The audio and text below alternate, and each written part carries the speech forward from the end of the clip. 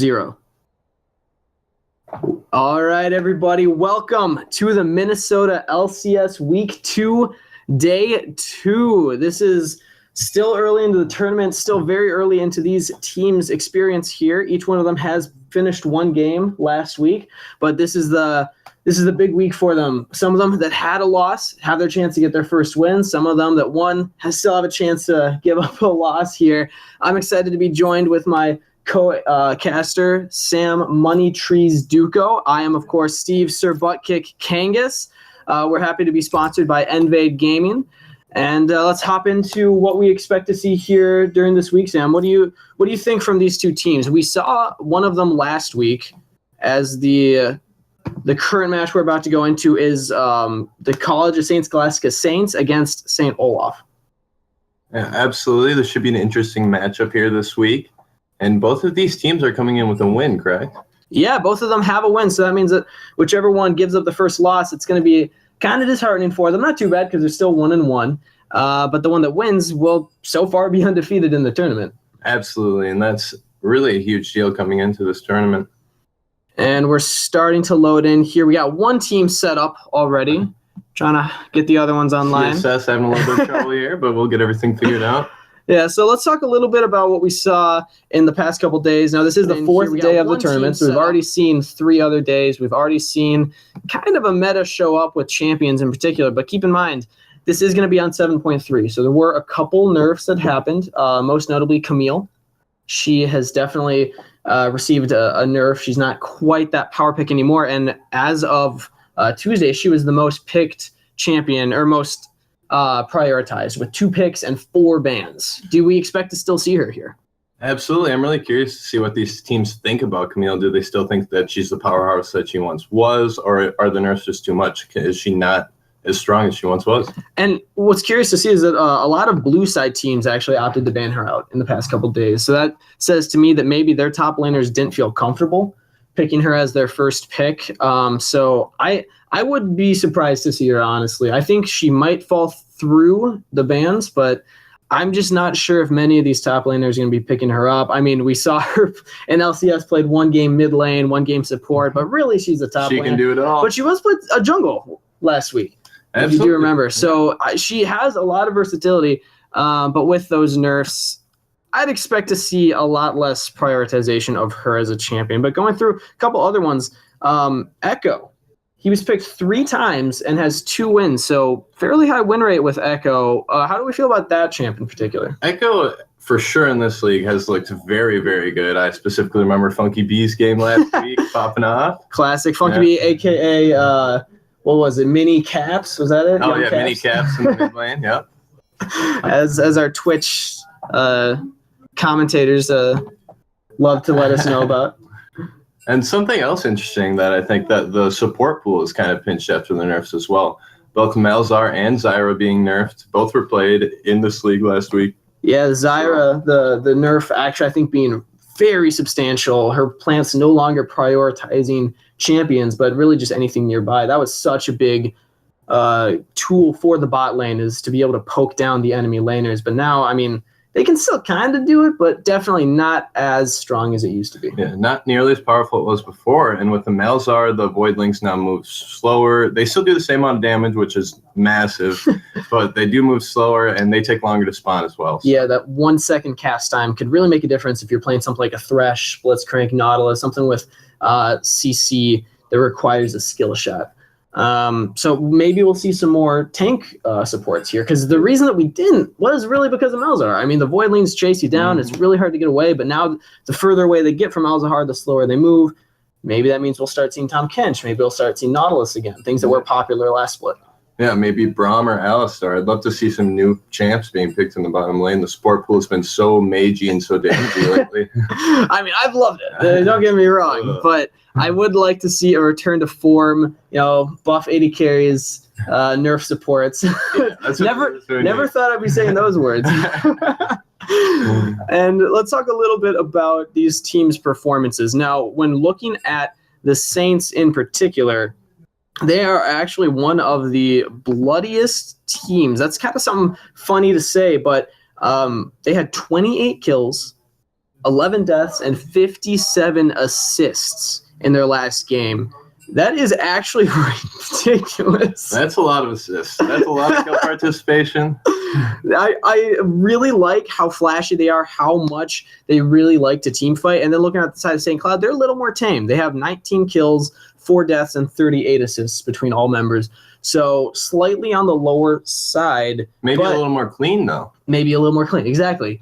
I'm expecting to see a really fun bloody match. So these are two of the bloodiest teams in the league right now. CSS being second place to Ganked by Gophers, and then St. Cloud being fourth place. But when there's only 10 teams, or 11 teams rather, in the league, that's still pretty high. So I really want to see a lot of power picks that are very aggressive. I mean, we mentioned already the tanky supports, but that doesn't mean that they can't pull out those early game cheeses and make it a fun match.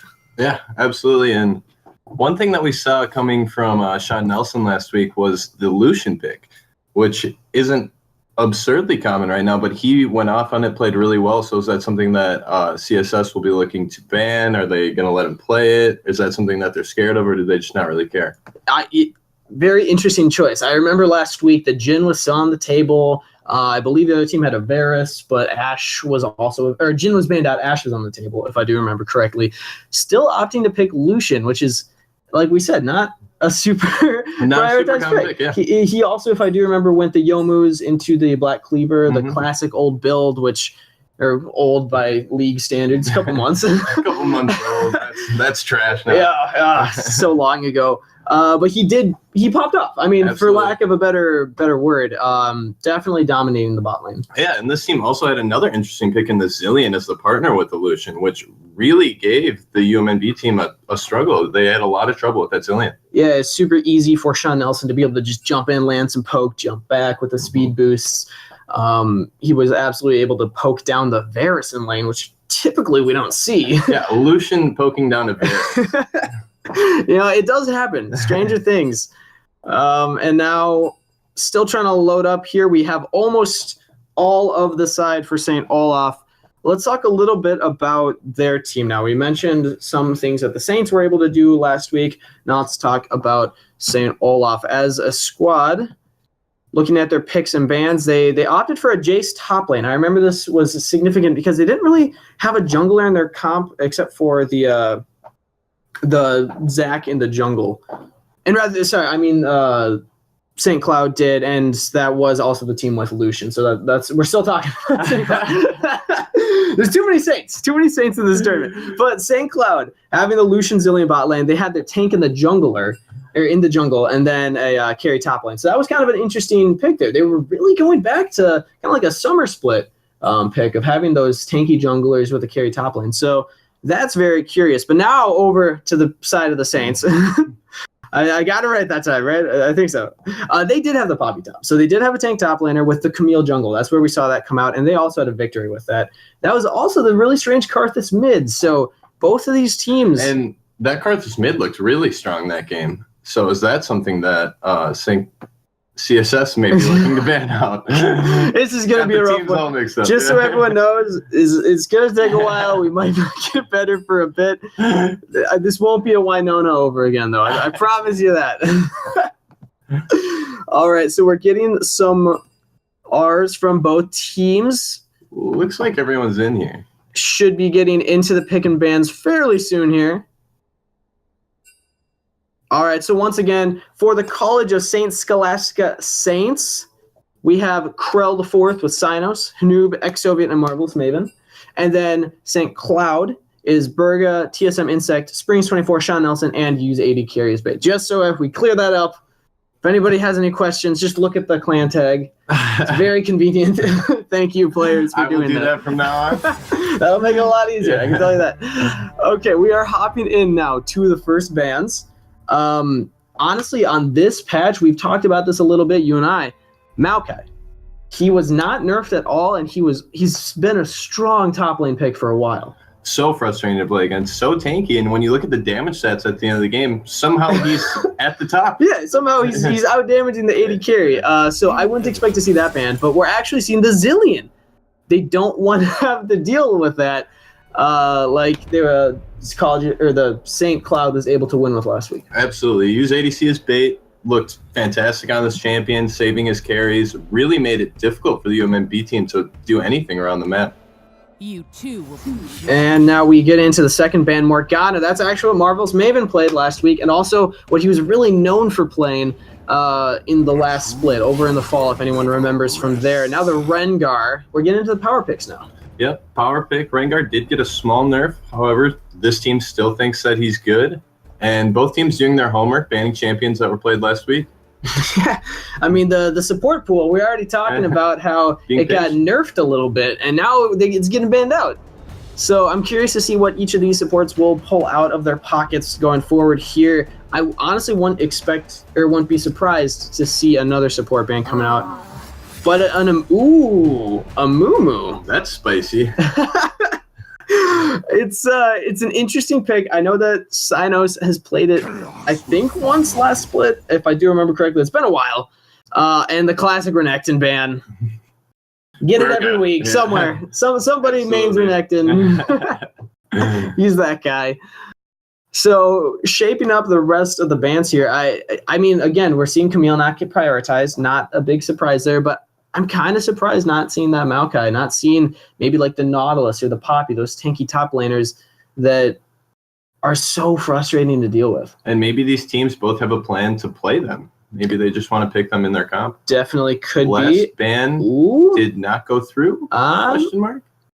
Might be a visual glitch on our side. Definitely not seeing that pick up. Maybe they missed the ban. I don't know. Did they just miss it if they missed it? I guess so. But all right, now we're picking 5, maybe 6 bans. I'm not sure what the viewers are seeing, but for us, very confusing. But the Malzahar still picked up. Malzahar still picked up. They still think that it's good after these Voidling nerfs. Voidlings still do immense damage. Like we said, the damage output of Malzahar has not been affected. It's just been his cast time and the speed of the Voidlings. They can't chase people as fast. It takes a second for them to spawn, and it takes him a second in between spawns. So he can't just kind of spam them out like he used to be able to. So I think it's going to be much more of a sustained kind of controlling the Voidlings matchup if it is sent bot lane. Keep in mind, it still is a decent mid pick. Still is a decent mid pick, and it looks like Sean Nelson is going to be picking up that Jhin and Insect Blade this sack last week. So we're about to see him on it again. Yeah, but Sean Nelson not picking up Lucian. It was still on the table. Still on the table. He wants to play the Jhin. I'll take it this week. Yeah, gotta spice things up a bit. And one thing, it is somewhat easy to poke down Malzahar's passive with Jhin. You have the W, you have a lot of range there. So maybe he likes that. Yeah, if you're able to get your bouncing grenade, you can. I mean, it's kind of up to chance, but you can kind of predict it a little bit. If you're able to get 3 minions, have it land onto the Malzahar, get that shield off. As long as you're also working with your support, maybe they're going to pick a ranged support to deal with that shield as well. But now we're seeing Karma locked in. Interesting choice. So we don't know who's the mid laner and who's a support, but we do know who's the jungler, and that's going to be Hecarim. Hecarim in the jungle, and they are flexing it a bit here. Don't really want to give away their mid pick exactly. It really could be either one. Yeah, I would expect, honestly, to see the Karma bot just because of what we were talking about with Malzahar. He's not quite as good in that support role. He doesn't provide the Voidling shields as easily. But again, maybe they're just waiting to see what is picked up for support role on the side of St. Cloud, who is hovering Echo. We were talking about that pick. He's been pretty popular so far. Been very strong in this league. A lot of games, Echo's been popping off, and it looks like possibly Springs24 here wants to show us what he can do with it. I would love to see that show. Echo's such a fun, flashy champ, especially when the player knows what they're doing on him. We'll see what Springs24 can bring to the table, and he does lock it in. And keep in mind, there's also a Trundle, probably top lane. As our roommate says, Trundle gets 1 item and wins game.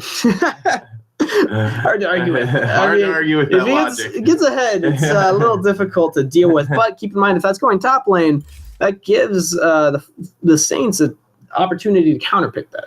Absolutely. Now they're going to get the counter pick in the top lane, and let's see what the Saints want to play to it. They want to play the Ezreal into the Jhin, a fairly safe pick, but Ezreal Karma, if we're assuming that's the bottom lane, is incredibly pokey. It's very frustrating to lane against. It's also really easy to manage the waves. They can push it into your tower so quickly, so easily.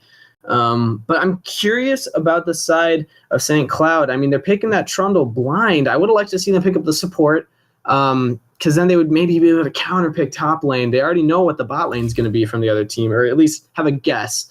And Trundle might be getting countered with a Nautilus, which actually isn't that bad. I mean, it's... there it is. I was about to say how Trundle's pretty good at killing those tanks in the team fights. I mean, he's able to subjugate, get all those tanky stats from them. Now he has the biggest target, and the Teemo hovered. That would have to be a support Teemo, right? Or top. I mean, it could be Trundle support. I guess so. We didn't talk about that. I just assumed. I got a feeling that is getting us excited. He's baiting. He's baiting me right now. Baiting. Yeah. Oh, he knows I want it. He knows to pick Ivern if he really wants to make me happy. But for now, everybody can cheer at home. I can just imagine the crowds going, Teemo, Teemo. I can put my Teemo hat on. But in all honesty, what support do you think would be a good pick with the Jhin? Well, we're about to find out within these next 8 seconds. Yeah. And it looks like it's going to be a very safe Janna pick, which is an interesting choice. I like it into the pick comp of the Karma Ezreal, if that's what we're seeing, but it looks like it might be Malzahar bot lane. Okay, so maybe that's why they went with the very safe supporter. They didn't quite know what they were getting in the bottom lane, so they decided, hey, Janna's very safe, can keep our carries, or keep the enemy's carries away from our carries. Yeah.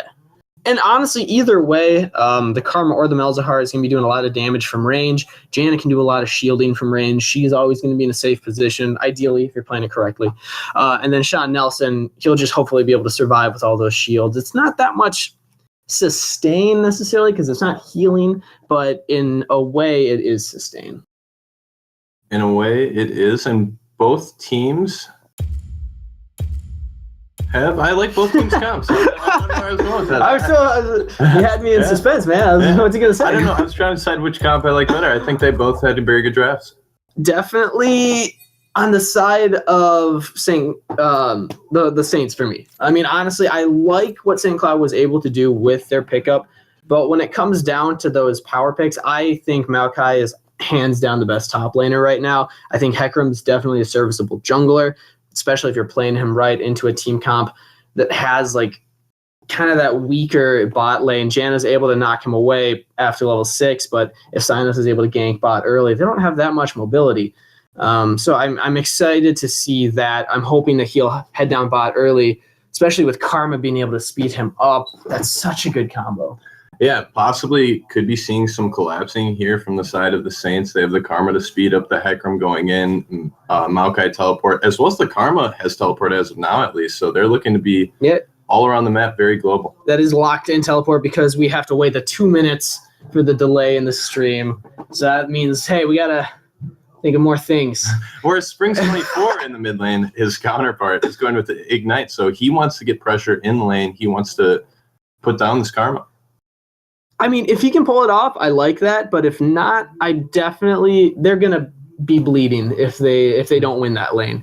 If they lose the mid turret or just lose the matchup even, having Ignite in the late game is not nearly as big of an impact as the teleport, especially on an Echo. He's really good with teleport. He's able to back into base, immediately teleport into lane. I mean, he still has the option to back and then ult back in. But I mean, having both options is just so convenient. So I'm curious to see what Springs can do. And now on the bot side, Marvel's Maven looking to get really aggressive, having that Ignite on the Malzahar. Also going with the Knight where Janna has the exhaust to keep off this Hecarim most likely. And as we were saying before, the bot lane, the Jhin and Janna bot lane, even though they do have the Janna, the Tornadoes to keep them away, they are less mobile. It will be easy for this fast Hecarim with Ghost to get in, where the Ezreal can Arcane Shift out of Zac, much more slippery. Yeah, and also Arcane Shift in if they're trying to chase down, if Synos is roaming bot, if Maokai and Karma are teleporting bot, it's pretty easy for them to get into a position, even if AD Carries Bait uses the Janna ultimate correctly to kind of knock them away, they can just jump right back in. Absolutely. So what do you think we will see from this Trundle-Maokai matchup? We've seen it being played in the LCS a little bit. Oftentimes Trundle looks like he gets a lead early, but Maokai just so good in the late game, gets so tanky, so hard to kill. It's kind of like the immovable object meeting an unstoppable force in a way. It's like Trundle, he wants to play against tanks, and Maokai just can't die. So it's like, I think when it comes to LCS, it's a much more even matchup, but I don't know what each of these players can perform with on these champions. So I think this is going to be a question of who is able to outskill the other player, because we've seen from the past couple games and the past couple weeks that the discrepancy between player skill is a little bit bigger than what we see in the LCS. I mean, other than like Darshan Haunter, you know. But I would like to see one of these. Again, I don't know who, but I'm expecting one of them to just get ahead and kind of snowball that. Typically, it would be the Trundle. If the Trundle gets ahead, they can really bully out the Maokai. But I think that if Krell's able to get ahead in this matchup, he might be able to bully out the Trundle as well. Yeah, so let's see what Burga can bring to the table. If he can bring that early pressure in the top lane, or if Kreia on this Maokai will just be too much for him. And looking at the ranks of these players, we have the two diamonds in the mid lane against each other. That's actually pretty hype. Springs 24 v Hanub, the diamond players in the mid lane. Yeah, and everybody being gold rank or higher as of last season. And Krell the fourth, showing it off with style. He's like, I got the victorious Maokai skin. I'm going to play it. Yeah, might as well. That's probably why he's playing the champ. Absolutely. He's like, I got the skin, so like that guy looks pretty cool. I'm playing. Yeah, why not? All right, so loading into the game now, we finally have our first look. Blue side is College of St. Scholastica, red side being St. Cloud. We'll see what they choose to do with their starts. Love to see some early cheesing. Oh, that's the best thing. It's my favorite thing in League of Legends. I'm pretty sure that by the end of the split, everybody will understand how much we love seeing the 1v1, or the level 1 always. And we're seeing both teams kind of feeling it out. Actually, it could be potential for an early cheese right here. All 5. Looking for the counter cheese, but St. Cloud's just grouped up in this bush, but it does not look like CSS is going to fall for it. Yeah, the Saints, they don't want it. That's a shame. I know I would have gone for it. I would have been in there. I would have died right there. Oh, absolutely. They don't have much CC on their side. That's the thing to keep in mind. They have Krell, and I mean, if Hanub decides to take his binding, they could do that, but they don't really have a chance to lock down any members. Plus, keep in mind, Zach has his passive up, so if he's the one they try to lock down, they might not get the kill. So I definitely think it's the correct decision for them to not go for that cheese. But on the side of St. Cloud, I mean, I think they made the right decision also. They just had to wait it out, and if the Saints decided to get a little too far in, they were definitely dead. Both junglers look like they're starting blue buff here, and both bot lanes going to leash. Yeah, it's actually interesting to note how little the jungle changes have actually affected the bot lane. We talked a little bit about that last week with patch 7.2, how they span 4 seconds later, so it takes bot lane a little longer to get back into their own lane. But I mean, being a support main, you being an AD carry main, I don't know if you've noticed a difference, but I really haven't felt that we get to lane that much later. No, it still feels fine to me. I think it was a good change. No really early trading going on here. And we're noticing Sean Nelson actually choosing to pick up the longsword. This signals to me he's going to be going for that lethality build, the armor pen, as it used to be called. Typically, you won't pick up the D-blade because you want to get into that lethality build as quickly as possible, but it does mean less sustain in lane. You still do have the 3 pots, so you gain that sustain. If the minion waves aren't pushed into you, you have more. But if you constantly have access to the minion wave, then Doran's blade is better. Yeah, and now, an early level 2 lead. Are we going to see anything else from the Sean Nelson? Had the 4th crit shot. Didn't want to take it. Did not want it. Could have gotten back some trade there, but instead saying, I'll just get a minion with it. And Burga in the top lane, opening up to a nice little CS lead. And actually, and getting some early warding in. Yeah, they're going to see Synos if he's coming up top. But again, Marvelous Maven, no, nothing there. And in the mid lane, Hanub actually getting caught. Has to flash away. Springs 24 with TSM Insect, doing a really good job pressuring that mid lane. Yeah, great gank there by TSM Instinct. Goes to the Raptor pick where the Karma, Raptor pit where the Karma has no vision, doesn't know he's coming in, and blows the flash. And what I'm curious about is Karma did drop vision there, but she just dropped it a little bit ago. Okay, so I was a little curious. I was like, wow, that was actually pretty smart of her, but then she kind of messed up. But no, it does make sense. She's saying it, it won't happen. Not again, Zach. You got me once. Fool me once. No. And already bot lane getting shoved into that tower. That can actually mean a lot in the Jhin Ezreal matchup, as again, just wet noodles slapping each other top lane. Getting a little bit of damage off there. Good trade for Burga.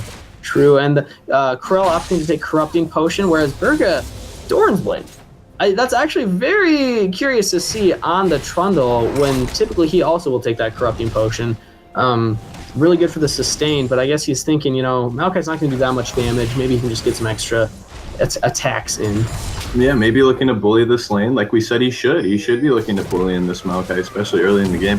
Yeah, and again, he does not have flash available. Can Springs and TSM Instinct get him? The stun lands. New might be going down in first blood over to Springs. Great gang there. Springs 24 gets first blood on this Echo. Ignite paying off there for him. And a good flash out of the turret. Ooh, Exovia getting bursted down. And Springs actually taking a lot of that turret aggro in the mid lane during that gank, but didn't die. So really well played. Made it out. Had to flash away. So Summoner spells burned, but Insect really showing up here big already. Not even 5 minutes into the game. Absolutely. Insect revisiting that lane where he had blew the flash earlier. Yeah, ahead in CS, not necessarily ahead in gold. It might have been Raptors, might have been the Wolves, as he has picked those up, but still showing a lot more pressure in the lanes than Synos has been. And pretty even in the bot lane here. Ezreal's a slight farm lead with the wave pushing into him. Wave's in a good spot here for him. Insect is on the bot side. Is he looking to make another gank? He could head down. It's not warded as Marvelous. Ooh, I thought he was going to face check it. He's coming in. This is looking bad. Exovia, but they go into Marvelous Maven as he gets rooted by Jhin. Flashes away and the heal comes in from Exovia. That's 2 Summoner Spells burned. 2 Summoner Spell burned for 0 there. Insect looking great here on the sec, and he might even be staying around here. I think looking he for is. Another lane gate. They know, well, they guess, I assume that there's no ward down there. Maybe they know. But it is not warded, so Marvelous Maven and Exovia don't know he's there. They're fairly low on mana, but he does decide to back away. Insect being so annoying here. So many early ganks. And let's see, it looks like Synos maybe not looking for a bot lane gank. And if he can make it around here, this would be his first lane appearance. There's no wards to catch it out. He's got a really good position as Sean Nelson might have to burn. Summoner Spells here, has flash and heal available, but does he have to use it? Ooh, a really rough tornado from Care, who does flash away. And exhaust as well. So 2 Summoner Spells burned for the 2 that Exovia and Marvelous Maven lost earlier. Well played to get out there. Exhaust onto Hecarim was rough. And a good snare by Jhin there at the end. Unsure, not dying. Yeah, and let's take a look back at this mid lane. I mean, Springs 24 was able to pick up first blood. Man, it's riveting top lane. It's amazing. So exciting. But the mid lane, Springs 24 picked up first blood. Doesn't seem like it's doing much for him in lane right now. Yeah. Ooh, but nice trade there, just as we say that. But Hanoob has gotten level 6. Springs just getting it. Level 6 on Karma, not as good as level 6 on Echo, but it still does something. But yeah, this Karma in this mid lane, after giving up the first blood after the multiple gank attempts, is up 14-15 farm right now, and looking really good. Yeah, the bot lane also going slightly in the favor of the Saints, with Exovia being a little bit ahead. Again, he doesn't have heal, where Sean Nelson does, so if there is another gank bot side, slightly in the favor of St. Cloud. Springs getting the blue buff. Good jungler Insect, yeah. Good jungler Insect. And that's one thing that you get from the sec. He doesn't need the blue at all, does not use mana, so you can freely donate those to his mid lane the entire game. Yeah, that's something that we saw being very popular. And Burga losing in the poke battle against this Maokai. Just being a very annoying tree. Throwing those plants at him. Yeah, take that. But again, the CS is pretty even topside. Not much going on, as the junglers really don't seem that keen on ganking either a Trundle or a Maokai.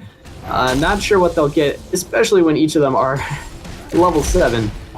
Yeah, not looking to go this top side at least yet. And let's see where Insect chooses to... Looks like he's pathing over... Maybe to check on this blue, which they are doing right now. And Synos might be giving it over to Hanoob, even though he's low on mana himself. This means that Synos will probably have to back. Also not level 6 yet, whereas Insect is. I think Insect might have seen that. I don't know for sure, but if they know Synos is level 5, Insect needs to make a play somewhere. As Berga actually getting bursted down by Krell, throws out Subjugate, but he's low on mana and decides to back off. Okay, good trade there. Oh, maybe not. Maybe he goes back in. It's a 1v1, but Berga has no mana. What's he doing? He can't get the damage on the Krell, and Krell picks up a solo kill on the top side. Is ex-Soviet. And Sean Nelson trading blows bot side. Ult misses. True shot barrage. Not quite true enough. Not quite true enough. And Berga just getting way too aggressive there on the top side. The Maokai just dashes back in on him, snares him up, and that's that. I mean, Berga, he had Subjugate still up, so I think he thought, hey, I'm tanky. I can do damage to him, but I mean, he was out of mana. He couldn't do anything else. Yeah, just really no option there from once he committed to going back in. And we're seeing now it is even in kills and pretty much even in gold. First Blood not doing much for the side of St. Cloud. Still a great play for them, so let's see if they're able to continue that going forward here. The Nerf Voidling still trying to put in some work. As Marvel's may have been pretty low on mana, will Insect head bot side. We're also seeing Springs 24 roaming around, getting those deep wards. Doing a really good job. Hanoob does not see this coming in. Does he get stunned? Not quite. And is Springs 24 going to get stunned? It does. He does. Does get rooted. One thing in this... Oh. And there is Insect flash away from ex-Soviet, or rather, the distortion. And Marvel's Maven taking the punishment from the side of St. Cloud. That's a kill over, but the TP's completed. That's a double teleport on the Insect. Will they get the passive while Berga is there? Use 80 carry his bake. It's a great ultimate, but they go back in on the Insect. He's got his passive up. Can they get him? Can they get 80 carry? That's great. Ex-Soviet getting rooted. TSM Insect going down, and Berga jumps back in. Can they get anything more for this? As Curtain Call is pulled, Hanoob taking damage, but Springs joins the fight. Can he do anything for the team as he actually goes down to Crow the fourth and Berga? This is a scrappy fight. Picks up a kill. True shot barrage. Much truer. Woo, much truer. Overall, a 1-for-4 trade, I believe. Or 80 carries bait did not die. So a 1-for-3 definitely in the favor of the Saints here. Yeah, of the Saints. And that is a tough fight to really say something about. So much happened during that, but great call after the Zac on Insect on the Zac jumps in, being so annoying with all these skanks. They immediately make the call, very coordinated to double TP to this bottom lane, and it really pays off. Yeah, I did not expect that. I thought it was going to be Krell, then Hanoob showed up, and then Krell showed up, and I was like, I don't know what's going on, but really good play, really smart play. Able to trick me means that they're probably also tricking the side of St. Cloud. They didn't expect that double TP either, I gotta assume. But then Spring's doing a good job roaming bot, just didn't get quite that much for it. I think they could have backed off earlier, but I think that was really, really well-coordinated play from both teams. I like seeing that. I like seeing teams communicate and get those teleports in, get those roams in to get those early team fights. And yeah, the side of Hanoob and Cray, very coordinated teleport like we said, and really showing off that global pressure like we said before the game. They have this double teleport comp, and they're using it well. Yeah, if Springs 24 had teleport, maybe he could have gotten bot, but if he had teleport, he also wouldn't have picked up that first blood. So that's kind of the trade-off we were talking about, is if he can get it to snowball his lane, definitely worth it. If not, they're going to struggle a little once it comes to these late game team fights. We're only 12 minutes in though, so we're not quite at the late game. But it's felt like a late game team fight. That last one did for sure, but Springs 24 not really getting, again, that huge lead in the mid lane like he wanted to with the Ignite, with that first blood. As now Synos going up mid with Krell the fourth. Can't quite get on him. Insect there for backup. Insect there for backup. And Jin right now with the Yomu spike should be slightly stronger than Ezreal. Ezreal's still getting some good poke on him. Yeah, trying to stack that tier as Insect is on the bottom side. Can he jump over, get onto Marvel's Maven? Maybe the shield just came up again. Not the best time to go in. If you'd gone in slightly earlier, maybe could have gotten something, although it was warded. And now they're actually waiting it out. They want this wave to push. They have the control ward in the bush. They know that they can't see. And looks like they're going to give up on the play. Yeah, and the second blue buff over to Springs. That's helping out that mid lane again, but I really want him to be able to pop off a little more when he's trying to be the super aggressive mid lane. Once Ignite's up again, hopefully he can make something happen with TSM Insect as again, Burga and Krell slapping each other top lane. And now TSM Insect is on the bot side. Can he get onto Marvel's Maven? Gets rooted. Synos jumping in. There's the tornado. Ooh, really good positioning there for that tornado, knocking up both members, preventing them from re-engaging in. Very nice disengage there by ADC as bait. Great tornado, knocking up both the Hecarim and the support. Yeah, what do you think that this TSM Insect needs to be doing? He's pressuring every lane, but he hasn't made that much happen recently in the past couple minutes. So what do you think he needs to do? Does he need to keep farming it up? He's a little behind in farm from his enemy jungler, or does he need to keep pressuring these lanes?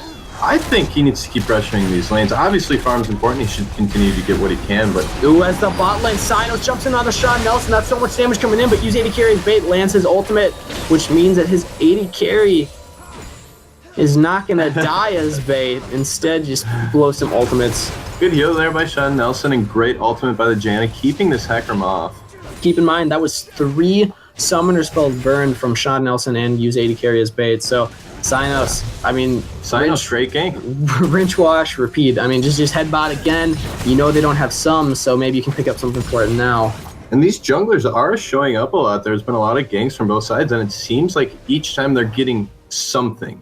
Just a little advantages here and there, and these flash cooldowns are long. These are important. And especially now that the double TP is up again, Krell and Hanoob having them, so they could try to make another play as St. Cloud opting to go around Dragon. They might be able to secure it for themselves here. And St. Cloud has to be grouped most of the time now because they know that they are playing against this double TP. Burger does have his up, however. Yeah, that's 1 TP for 2. So still definitely on the side of the Saints. And I'm excited to see what happens around this Dragon Pit. The St. Cloud, they won it so bad. They really tried to sneak it. And now they're not controlling the wards as much, but... Synos looking to get in there and sweep along with the Malzahar, getting those wards out of the pit. Both teams trying to get priority over this Mountain Drake. Yeah, this would be really big for the late game pushes, especially also taking other objectives. Once you get that first Mountain Drake, the next Drake is super easy to get, but Spring 24 going up onto Krell. Can they get the damage on him? The ult comes out. He has flash available. He might be able to get away. He does. As TP coming in from Hanoob, he completes it actually. As Curtain Call trying to stop this dragon, they do secure it. And Sean Nelson very aggressive here, pops Yeomans. Ooh, he wishes he had his Curtain Call now. That would have been very nice, although Exoviet having flash, having heal, I'd be surprised if Curtain Call had picked up that kill. But really good objective control coming in from the side of the Saints. They saw the TP going top. They knew that there were 2 members up there. They had 3 around Drag. Let's just take it. Yeah, and St. Cloud spends all this time getting wards around the dragon that want to set up for it, and then CSS just comes in and takes it right under their noses. Yeah, I mean, I was just saying how St. Cloud, they had all those wards around the pit, but then they just kind of let it go. They didn't want to pressure it that much, I guess. Hanoob instead trying to save his top lane when he really didn't need to. Could have gone mid instead, but Exoviet now getting engaged upon, but ultimate from Marvel's Maven onto Springs. Can he still get Exoviet? Heal comes out, but the kill goes to Sean Nelson as usually carries bait is ignited. Does he go down? Marvel's Maven flashing for the kill. It is a 1-for-1 trade.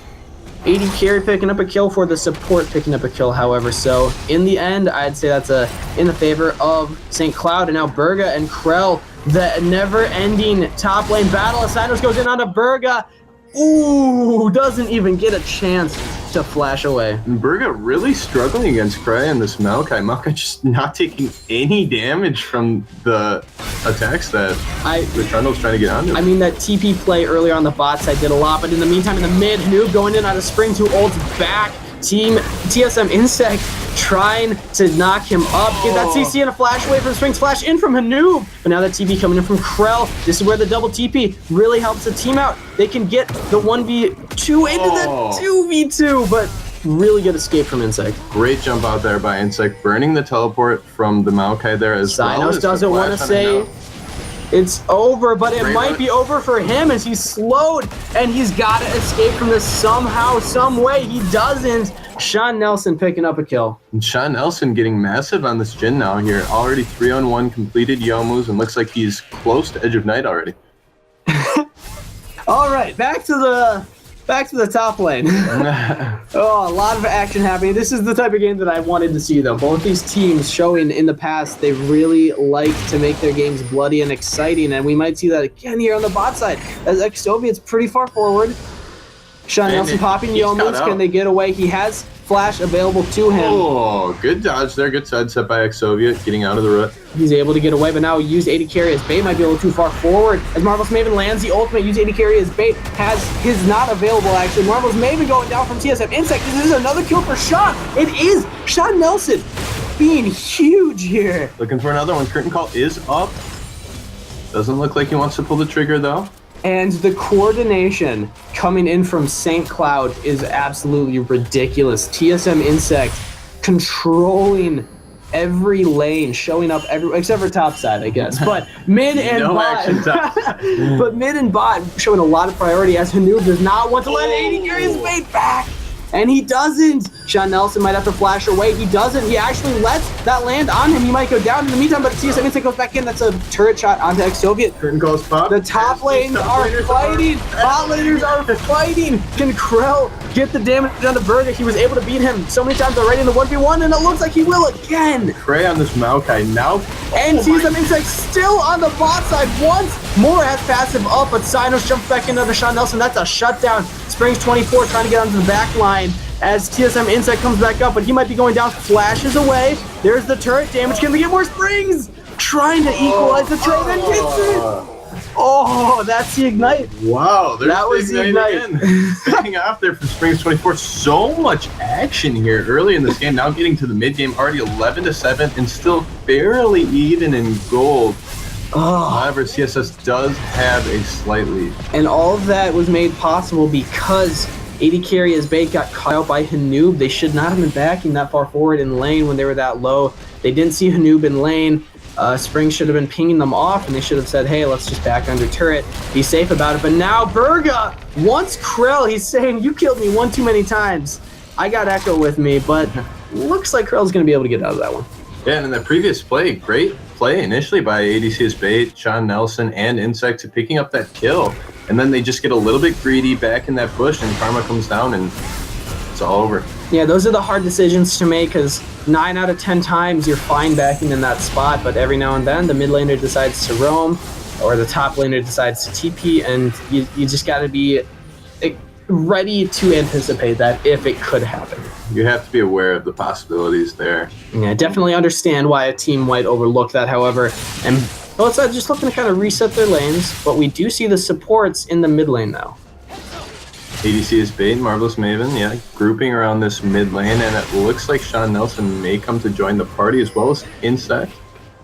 Yeah, they've already lost top and bottom towers, actually 2 towers on the top side as Krell, playing that tanky top lane, has actually been pushing Burga off of his own turrets and taking them. This is really, really ridiculous. This is why I'm saying Maokai, he's got to be a priority pick or ban. Yeah, this Maokai is 4-0-3, already has completed Sunfire Cape as well as Spirit Siege, has the Merc Dreads. This guy's going to be very difficult to kill the rest of the game. Let's see. Let's take a tally. Let's have a vote. Everybody on Twitter, tweet Maokai die or Yeah, no will die. he die this game? Will he die this game? Let's let us know on Twitch chat. As we see that, I mean, again, the side, but actually, nope, never mind. Thought something was going to happen there. On the side of St. Cloud, they really wanted to win the early game with their picks. They picked the Trundle as a counter into the Maokai, or actually they blind picked it, but typically it shouldn't be that bad against the Maokai. I mean, you should still be able to kind of push them under their own turret, but instead he got pushed back. Spring's trying to take Ignite to win his lane, still, for the most part, lost his lane as now his turret goes down. There just doesn't seem like they can get much of what they were attempting to do at the beginning. Yeah, absolutely. And after all these small advantages that CSS has gained throughout the game through all this chaotic team fighting, They now seem to be playing a very calculated game. They're all grouping. They pick up this mid tower. They're trying to get vision around this Infernal Drake and maybe trying to get a pick in this bush. Yeah, as the St. Cloud squad does not want them to go down, but they're engaging on a Krell. That's not the member you want to go on. As Berga gets deleted instantly. TSM Insect on the backline, but he doesn't have any backup. The Spring's trying to help him out, getting onto Hanoob. That is the member he needs to get onto, but he's taking too much poke damage from every other member as the side of the Saints clean up an ace. And great job, you would think, by Insect there getting onto the back line. However, there's no follow-up because this Maokai and this Hecarim are just destroying your back line. I mean, Spring's trying his best to get in, but he can't win in the 1v2 against a Fed Karma and a Fed Ezreal. I mean, they're just going to out-damage you. He tried his best, and you got to give him effort for that, but in the end, they definitely lost that team fight because the engagement onto Krell, and now they're losing mid inhib. And probably, it's not looking good. Yeah, they're losing mid inhib. Looks like they're probably going to go to the Infernal Drake now, just picking up more and more advantages, and now 10,000 gold ahead out of nowhere. Yeah, so what do you think that St. Cloud needs to do to get back into this? This is not a done game yet. They have a chance. They're 10k behind, which is around 25% at this moment in the game. But that doesn't mean that it's absolutely done. Yeah. What should they be prioritizing right now? Not unwinnable here. It looks like they're going to go try to get some vision of this Baron pit. That is smart, and for the most part, they should just try to stay in farm and prolong this game as much as they can, because they're not going to be able to fight right now, and probably not really anytime in the near future. So they need to start building those items and trying to get to the same power level as CSS here. Yeah, it's going to be interesting. I think a lot of it comes down to Berga in particular. He's got to get some more items. He's going for a damage build instead of a kind of tanky build. I'm not sure how I feel about that. I think that they just need more tanks. I mean, if he's able to survive long enough, Springs and Sean Nelson might be able to clean up and do the damage that they need to. Yes, he can subjugate the Maokai and get some tanky stats there, but imagine if you're doing that and already have your own tanky stats. That's what they really need right now. So that's what I'd love to see. But we'll take a look going forward, because maybe the damage build is the correct choice. Maybe if he's able to jump on the back line, if he's able to jump onto Exoviat or Hanoob, they can get something for it. Yeah, Berger, absolutely. He needs to keep farming. He needs to continue building his items here. And one thing to point out, Jin did go with that lethality build, like we said, and while it is very strong against non-armor builds, it is weaker against this Maokai, who's so strong, so tanky. Yeah, and so even their highest damaging champions are going to have so much trouble killing this man. Jin, not necessarily known as being a tank shredding 80 it's carry. Brutal, yeah. And against the biggest tank in the game of Maokai, arguably the biggest, I'd say. With that ultimate, it's virtually impossible to take him down. And now we're just going to see what they can do. I honestly think, like you said, they don't want a team fight. They just want to be able to farm out each lane and get any kind of CS advantage that they can. Maybe not even an advantage, just be able to stall the game out. And absolutely, in CSS right now, trying to continue to keep these lanes pushed in. Looks like they're going to make a move topside, try to get this tower. They got 4 members there. And Exoviat on the bot side, so Sean can't go in. That's an engagement from TSM Insect. Can they get onto anybody? He's a tanky Zac, but Springs is not a tanky Echo. It's Krell says, damn the turret, I'm just going in on the team. I'm a tanky tree. Springs might be able to hold out. He doesn't, as Sinos is able to pick up the kill first. Krell flashing away. Can they get onto him, though? Sinos might be in trouble. He's got to go back into the team. He's stuck in a 1v3, but he can get out as a noob.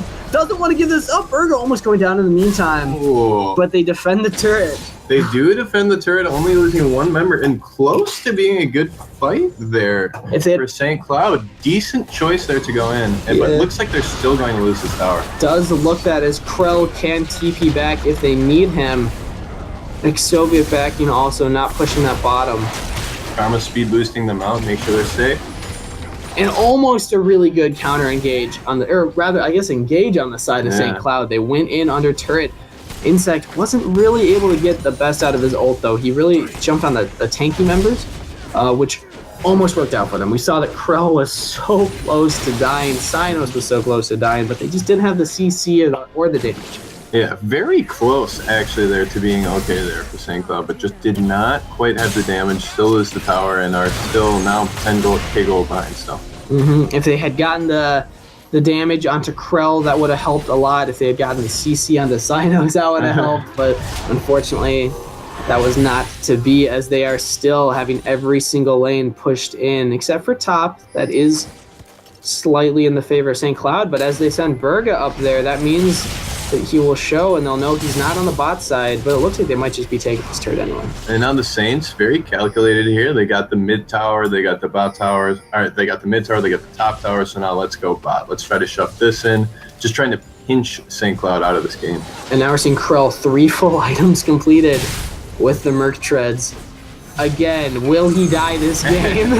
That is the question. As they can't quite get this turret. I mean, a Jin and an Echo, that's a lot of wave clear. And at the same time, they do have Hanub pushing it into that open inhib up there in the top lane. They have Trundle answering.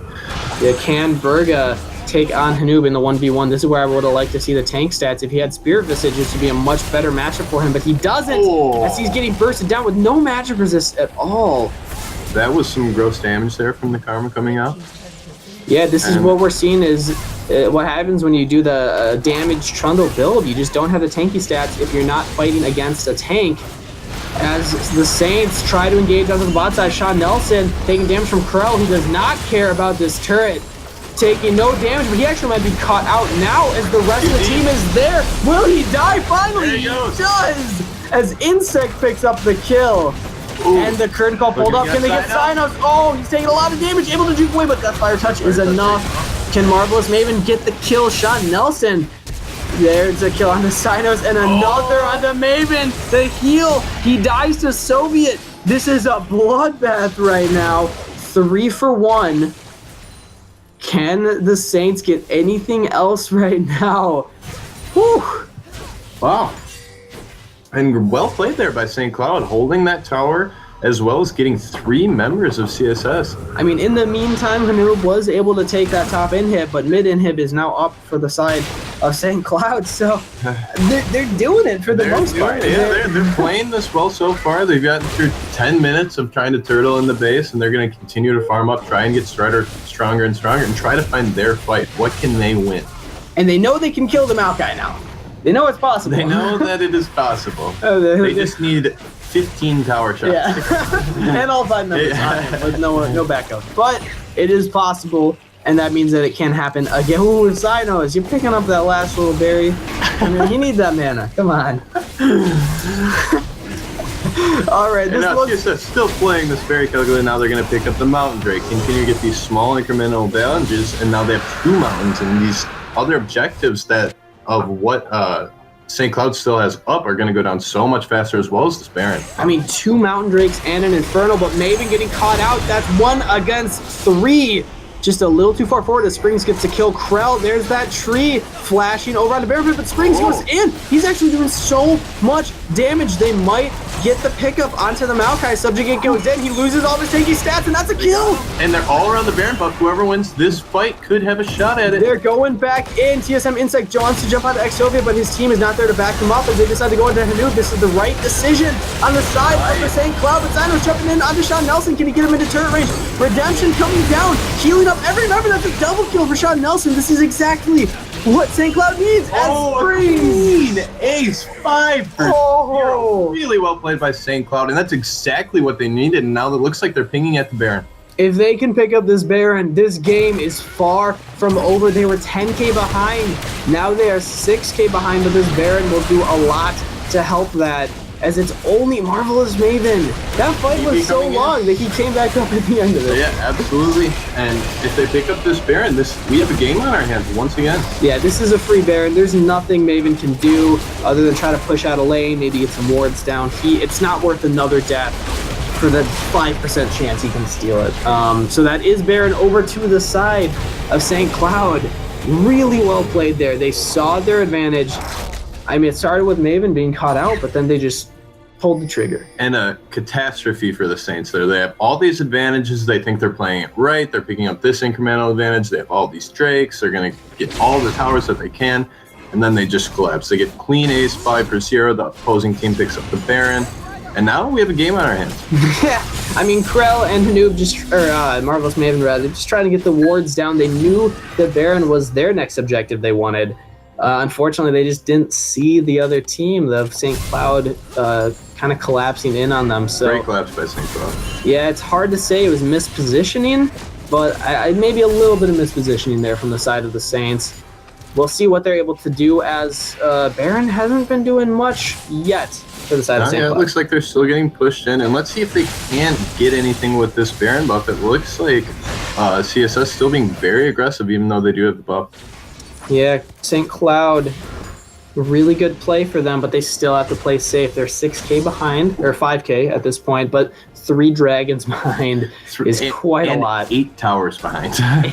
True. 8 towers. You have to take a tower, so this Baron prolonging the game. I don't know if they're going to get much with it other than just getting farm, which is really what they need. They really need to just be able to catch up in gold and hopefully win some of these team fights. This is going to allow them to turtle for a lot longer. They're going to start to get into the late game where everybody has more items, and maybe they can win a few more of the team fights like they just did that last one. Yeah, we're seeing, again, Sean Nelson popping off. First Lucian, now Jin, as he's really showing what he can do in the champion, while Burga and Insect struggling a little bit on these tanky champions. And again, now Burga opting to get those tank items. I think this is really going to be the turning point for them. If he can get tanky enough, they're going to start winning these team fights. And starting with the magic resist, did not like how much that karma is doing. Not at all, but Spear Visage with all the sustain from Trundle's kit already is a really strong item for him. Thought Insect might be looking to go in there, but decides to back off. Ooh, ex-Soviet, not quite rooted. That would have been a potential engage on the side of St. Cloud. As this They're inhib is just slowly going. poking down this inhib, and it looks like they may be able to grab it. And Burga topside. Burga, he pushed out the wave, but now he's free to join as Insect looking for his option. He goes in, he has Guardian Angel plus his passive. This is a really good engagement on the side of St. Cloud as Hanoob taking a lot of damage. Krell trying to take up as much as he can. As Sinos jumps back into the backline. Who's going to die first? It is the side of St. Cloud, unfortunately, as the Saints clean up 3 members, but it might not be free.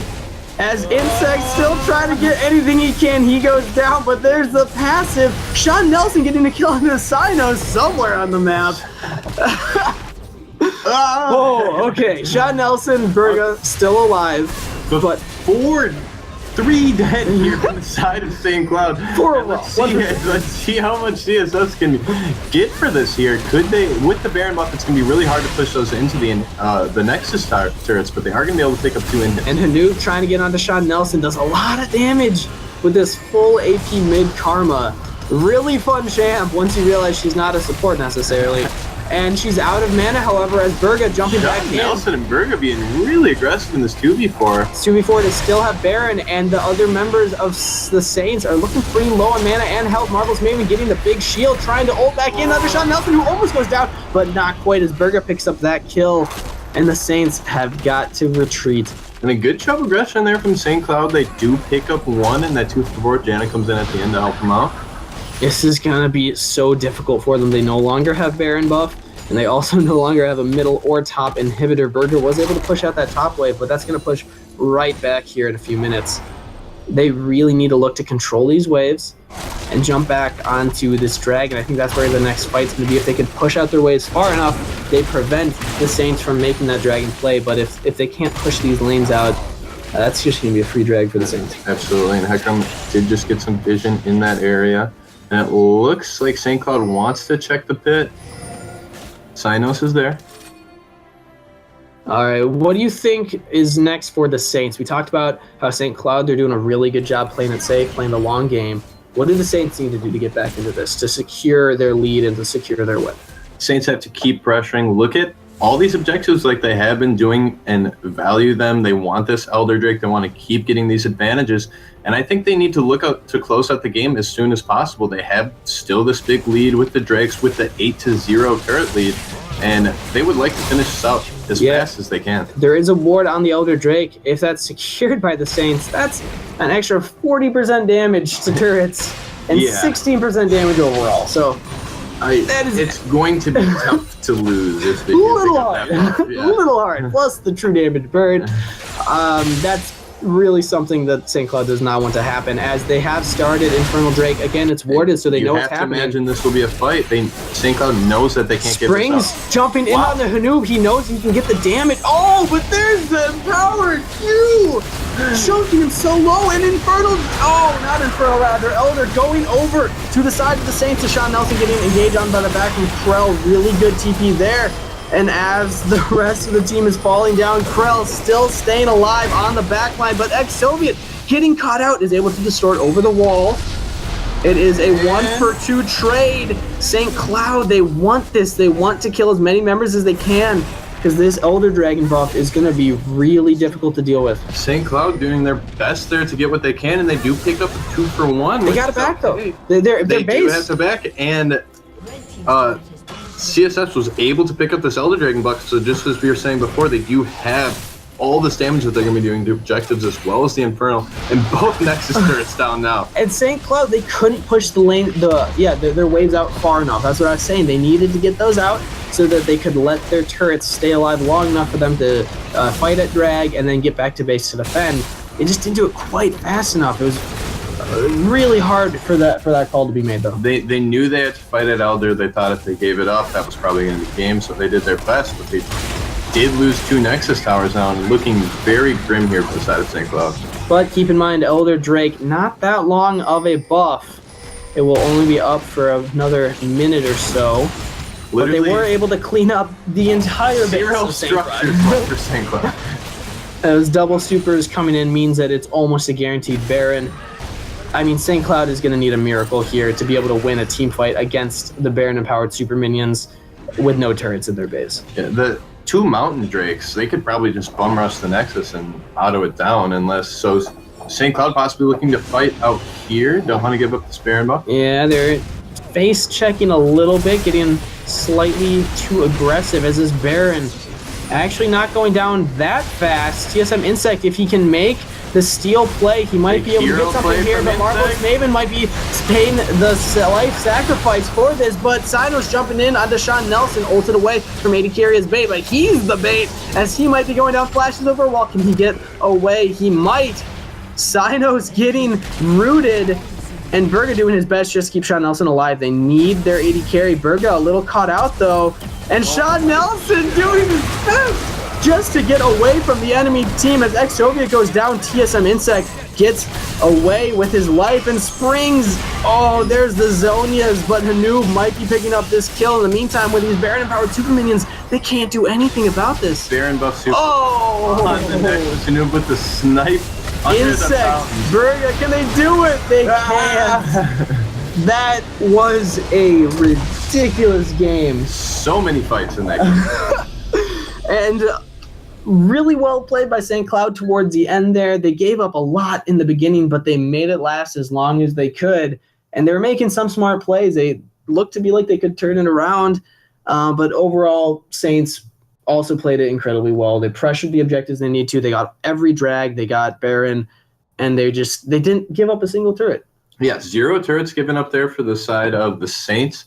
They looked really clean for a vast majority of that game. A few chaotic fights and that one 5-for-0 that had against them, and then the opposing team got the Baron buff. But other than that, they looked to get advantages the entire game with their lead. They got all the dragons plus the Elder.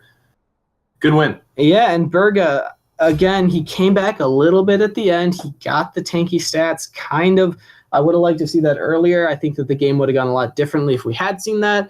But he was able to do a lot of damage. He was able to jump on the back line a couple times there and really burst down Soviet, Maven, and Hanoob when he needed to. Overall, though, I liked the team fighting comp of the Saints to begin with, and I think that they were able to utilize that really well, especially those double teleport plays. Absolutely. The double TP play at the beginning was awesome. That was a great way to start the game. Play. Sean Nelson making a name for himself here. 11-5-7 on this Jhin. Popped off last week as well. Yeah, definitely proving his grit as an AD carry. And, I mean, none of these stat lines on the side of St. Cloud were altogether horrible. I mean, a 0-5-16 on the support isn't that bad, especially when you're on the losing team. So every single one of them showing up in their own way. But that is it for game 1 of our series today. Stick around as our next game is going to be University of Minnesota Ganked by Gophers against the University of Minnesota Duluth Chicken Chasers. And we're going to take about a 5-minute break, and we will be right back.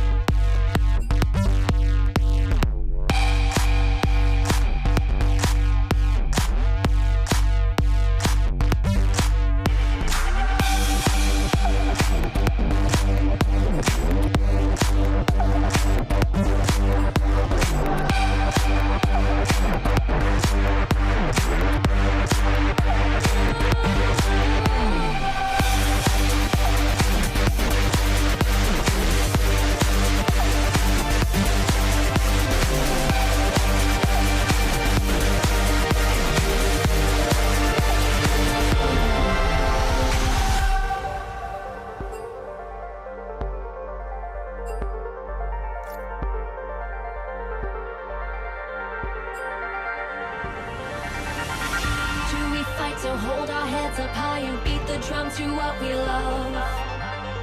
Risk the follow, we have felt it all come crashing down from far above.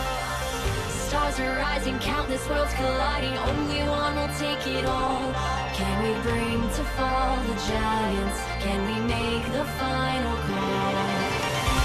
We are the ones to ignite the darkened skies. The champions of the world that we defy. A soul ray of the few who rise up high, and we all fight at the last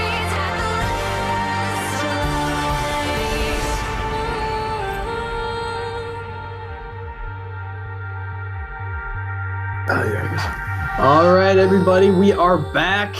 Steve Sir Butt Kick Kangas with Sam. Money Tress, Duco. There we go. I'll let you do your own intro. Yeah. It's always more fun that way. We are into game 2, week 2, day 2 of Minnesota LCS.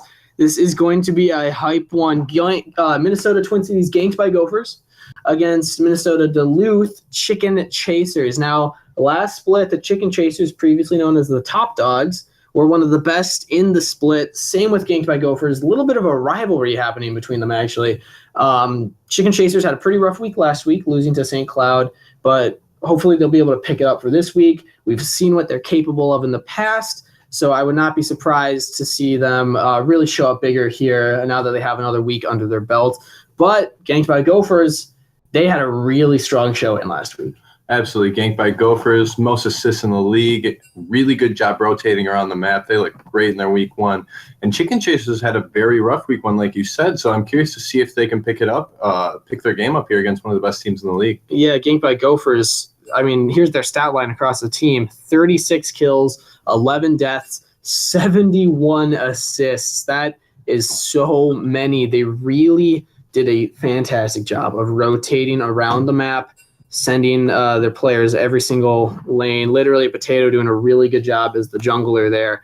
But again, on the side of Chicken Chasers, we've seen what they're capable of in the past. So hopefully they're able to step up their game and say, hey, you know what? Last week is water under the bridge, and we're here as a new team with better communications and hopefully a better pick and ban as well.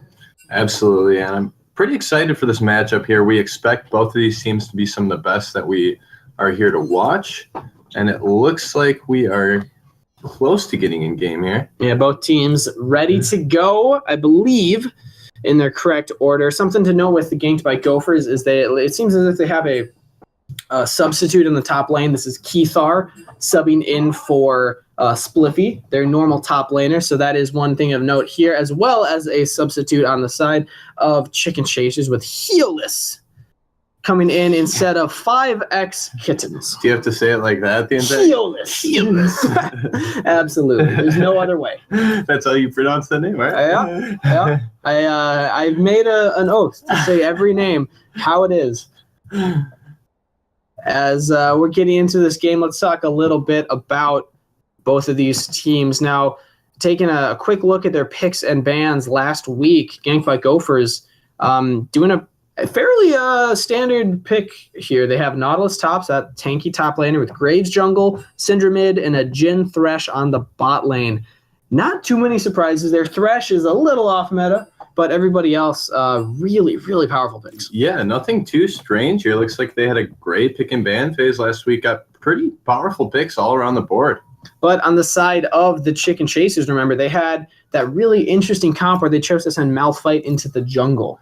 He was picked. We thought he was top. Jace was picked. We thought he was mid, but they sent Jace top, Ari mid, and then a Malphite jungle really didn't do much. They tried to get him level 6 quick so that he could pressure those lanes, but in the end, they did lose to St. Cloud. So I really want them to pick something different here. I want them to get maybe just like a standard meta jungler. Malphite's fine, but send him top. Send him somewhere that he can actually do a little more than jungle. I'm definitely hoping that they pick more of a standard jungler here. We saw that Malphite pick work well once it hit 6, but when he didn't have ultimate up, it just didn't really seem like he could do anything. He was behind the other jungler most of the game, just down in farm because he can't farm as well because he's Malphite. Yeah.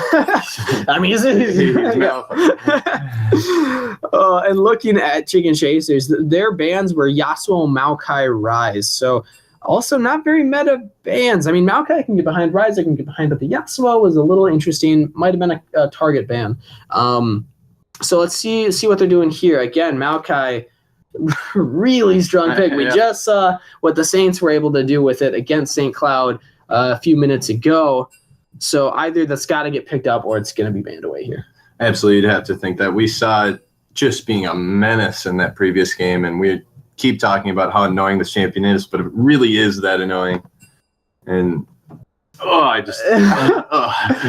this is the question though, because he did die. True. So does it still mean that we can call him unkillable? Because I didn't even know that was possible. I've never seen him die. I thought there was before.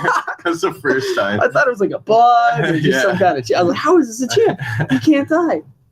But yeah, proven wrong. It's good. All he need is those 15 tower shots, and he will go down. Or get caught out. Yeah, Fine. You know, some of those mistakes, you can't quite take the entire enemy team under turret, but doesn't mean you can't try. And maybe Keithar or that's gonna trip me up. Heolus, not Helios. That's what I wanted to be, but oh well. And now we're getting into the bans. Talking a little bit about what the Chicken Chasers banned. Now it's like what Ganked by Gophers banned. They opted for LeBlanc, Malzahar, Camille. So 2 mid laners and what was considered at the time the best top laner. Not necessarily the best top laner anymore. And LeBlanc and LeBlanc and Malzahar also both getting slight nerfs. So the side of Ganked by Gophers had very meta picks, like we said, and very meta bans. Yes. LeBlanc, Camille, and Malzahar. We did see Malzahar in that previous game, so maybe it's still strong. Not entirely sure. Well, I guess we'll see how Ganked by Gophers feel about that champion. I mean, it got a win under its belt. Did get a win under its belt. Looked pretty good. But we are still seeing LeBlanc banned out from Ganked by Gophers. And yeah, that's exciting.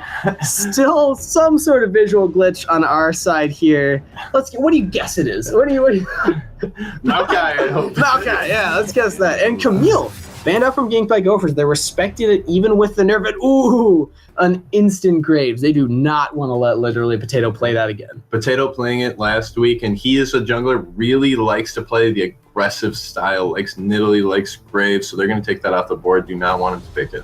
Yeah, and Italy. I mean, even last split, he played Rise jungle and popped off. So it's difficult to ban out his champion pool, but I think Graves is a great place to start. It's absolutely a champion that he's shown up huge on in the past. And now actually Twisted Fate banned out from Chicken Chasers. Interesting ban here. Maybe they did a little bit of homework. They think that League of Legends here is maybe good on that champion, or maybe they just think it's very strong right now.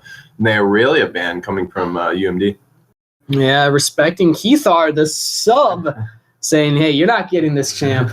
We don't want to see what you can do on it." And as far as I know, I mean, maybe Maokai was banned. I can't see, yeah. But if it's not, somebody's got to pick it up. Ooh, Thresh. Gonna first pick the Thresh. That would be an interesting one. I would be very surprised if that's locked in, but at the same time, I wouldn't put it past them. They played it last game. They got to win with it. But a blind support first pick, giving up some of those power picks, maybe they just really don't want to show what their other lanes have. Yeah, maybe they want to counterpick these opposing lanes. I guess we don't know yet. Thresh is locked in, so yeah, maybe they're looking to counterpick this mid lane. They want their solo laners to get ahead. Maybe Wiki just can only play Thresh. Yeah, maybe Wiki's just really good at Thresh. I don't know. Yeah, we saw All Greek to me, the superstar Blitz player from last split. Unfortunately, not in this split anymore, but his Blitz was legendary. And maybe we'll see that showing up here with the Thresh on Wiki. But in response, Aleeson Victor. I like both of those picks. Yeah, great picks. Huge damaging mage in the mid lane, and they have a meta jungler, Lee Sin. Easy to gank with early. Very strong choice. Yeah, he scales a little poorly into the late game, but Victor with that amazing wave clear, and the Maokai wasn't banned out. Is it locked in? It's got to be locked in. And Varus, another meta. Ganked by Gophers, sticking with these very, very meta picks. They're not straying away from what they feel are the best champions. But Heolus locking in Darius to answer the Maokai. He thinks he can outdamage the tankiness of the tree. Says, you got a tree, I got an axe, buddy. You better watch out. And Cuckrino looking to possibly lock in this Jin for himself against the Varus. Very common matchup that we see nowadays, and looks like he will lock it in. It is locked in. Now, Chicken Chasers, he played Ezreal last week, got a loss, but he was also very well known for playing Ezreal in the past split, so this is new for him. As now Ganked by Gophers hovering, Kha'Zix a lock-in, and the Azir. Whoa. Spicy mid lane pick for Witty here. I like the choice. I think it's going to be really interesting to see. We've seen it played a lot in LCS, but the skill cap for that champion is very high. It's very high, and it looks like apparently Witty likes it into the Victor. Witty they Parker, have a Wiki and a Witty. That is tricky. But apparently Witty likes it into the Victor. That's his counter pick choice, Azir. Yeah, he's fairly safe. He can just shuffle out of the ultimates. He can kind of maneuver his way around, almost outpoke the Victor as well. Oh, maybe. Okay, Azir Victor top lane? No way they're that cheesy. No way they're that cheesy. But now talking about Chicken Chasers, their final lock-in was Karma as their support choice. What do you feel about the Jin Karma bot lane combo? Jin Karma is very strong, and I think that they should possibly have an early advantage against this Varus thrust. They do have to be careful for the hook, but Karma's great for poke. Jin has so much long-range abilities, can get into a fight and in lane really from so many places around the map. I mean, so much about the bot lane is who can get level 2 first. If you get level 2 first and the enemy jungler doesn't come, you're going to win lane 9 times out of 10. But Karma kind of cheats that. She already has her ultimate. She already has really strong attacks that can just burst you down. Level 1, if she gets level 2, you're done for. So this is going to be interesting to see how Never Vote Yes and Wiki answer that. They're going to have to really try to poke out that wave and not let Cuckrino and Quincy Adams get that level 2 power spike first. Or maybe they just have Potato come bot. Also an option. And in this top lane, we're going to see Maokai beating down again. And let's see if Heolus We'll get used to it. can push this advantage. What we're trying to say is that you really have to get an early game advantage against Maokai. Otherwise, it is so difficult to do anything. So hopefully, maybe even Gavin97 will try to spend some time top lane to put this Maokai down. Yeah, and the Darius, this is the second game in a row we've had a Maokai against a non-tank top laner. I mean, Trundle is he's off tank. He's tanky So if the other team has a tank. Too. Yeah. But Darius, I think, has a slightly better matchup against the tree in the 1v1. In the team fights, Trundle is really good because you can subjugate the Maokai, get rid of some of his tanky stats, get a tank on your team. But in lane, Darius, in theory, should have a fairly decent matchup here. So yeah, let's see if Helios early in the game can really bully out Keithar. If he can get ahead on this Darius, maybe we can see the Maokai not be so much of a factor this game. Yeah, but talking to the side of Ganked by Gophers, they have said in the past, give us a tank top laner and we will win the game. Well, they got possibly the best tank top laner. So let's see if their words are still ringing true here. If they can go 2 for 2 in the first 2 games, or will the Chicken Chasers finally pick up a win here? We have a minute and a half until we're loading in. So let's talk a little bit about who you think had the better pick and ban phase and came out ahead. I like the Gophers pick and ban phase. Mainly because they got so many power picks. They have the Kha'Zix in the jungle. Potato staying true to himself, loves those aggressive junglers. Azir, very meta, as well as the Varus, Maokai, Thresh. All these picks are pretty highly prioritized right now. Yeah, I mean, again, the only one that's slightly not in the meta is Thresh, but you can't even say he's not in the meta because I feel like any time that there's like a carried support meta or a tank support meta, Thresh can still be played, and Absolutely. He can be played very well. There's so much he brings to this. Spamming MNLCS. Yeah, Biofrost, Wiki, little Biofrost. You can give him a nickname. Maybe after this. But on the side of the Chicken Chasers, let's give them some. I like their comp too. They have double AP dealer as well as a lot of AD. Really high damaging comp here, looking probably to get ahead early if they can. And talking about the meta picks, they have meta picks for the most part as well. Victor hasn't seen that much play. Darius, really not, but Darius, good counter to Maokai. Victor, not necessarily a bad matchup into the Azir. I would give it to the Azir, but I think that if they can put the pressure top and get Darius ahead, if they can get the Darius ahead, it's going to be a pretty nice game for them. Sorry, Heolus. You're that name. calling you Darius from now on. That's what you get for naming yourself. Something like that. But now loading into the game, I will give it to Ganked by Gophers overall for the team comp. I like what the Chicken Chasers were able to do, but it definitely felt like they were reactive. They were not the ones picking the best picks at the beginning. They were reacting to what Ganked by Gophers were doing, which sometimes can help out. But when Ganked by Gophers get so many power picks, I mean, there's only so much you can counter. And on champions, we think that they're comfortable. Potato playing this aggressive jungler. Wiki gets his Thresh again. We're starting to think that he really likes this champ. Level 7 Dark Star. First picking Thresh, level 7 on the champ. Assuming that he likes it quite a bit. Yeah, and now we're looking at the top lane. Darius opting to take Grasp of the Undying instead of Courage of the Colossus. That was pretty popular when Courage first came out. I understand why it's fallen off for Darius in particular now. He really just wants to be able to sustain. He doesn't need to shield that much into the Maokai. The damage is a little better. The healing is a little better. So I like that, but still something to note there. Looking for that extra sustain in lane where Maokai goes for the shield. And now we are loaded onto the Rift. Let's see what these teams decide to do in the beginning. Is it the 1v1, v1, v1, v1, so on and so on? I'd love to see it. Come on. And it looks like the side of Chicken Chasers might be spreading out a bit. Looks like a solo cheese. Everybody heading to their own lane. Oh, wait, no. Let's go hide in the bush. We can cheese. Oh, wait, yeah, right now. Let's go. Yeah, Kakarino, you go around the side. You flank him. Once again, on the red side team is choosing to group in one of these bushes over here. Let's see if they can get anything for it. Wiki, little forward. No one sees anyone right now. Quincy Adams trying to play the bait. This could be the cheese we've been waiting for.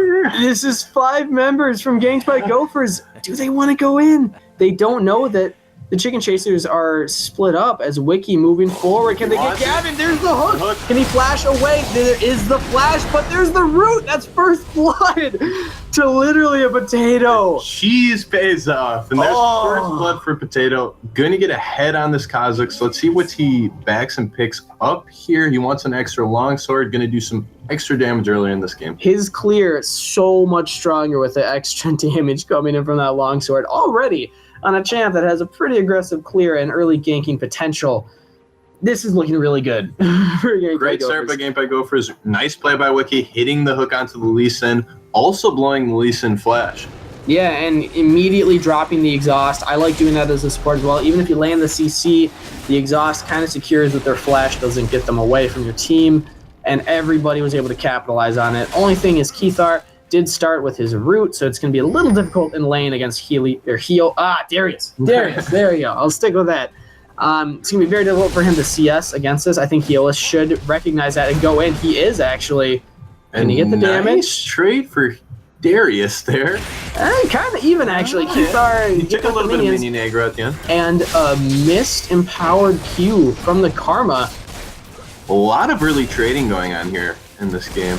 She hit that one. But the ultimate has a much longer cooldown. That would have been nice to see Quincy Adams land that one. They could have potentially done an all-in, but this is the question is, are they going to get level 2 first, or will never vote yes and Wiki pick that up? As they do, so they're looking pretty comfortable right now. And they're already pushing into this tower of Varus and Thrush having a nice early push in this lane. Yeah, Wiki positioning so smartly with Thresh, but now Gavin97 in the mid lane with Woody Parker. He blows exhaust, does not have flash, and literally a Potato picking up a kill onto League of Legends. Can Gavin get away? He doesn't have flash either. They know this. Literally, Potato has blue buff and red buff. Can he get the damage? Takes out, jumps in, gets the double kill, but goes down in the meantime. Does go down as a result of going in there. However, now we have a 3-in-1 Kha'Zix 3 minutes into this game on a jungler that loves to play aggressive.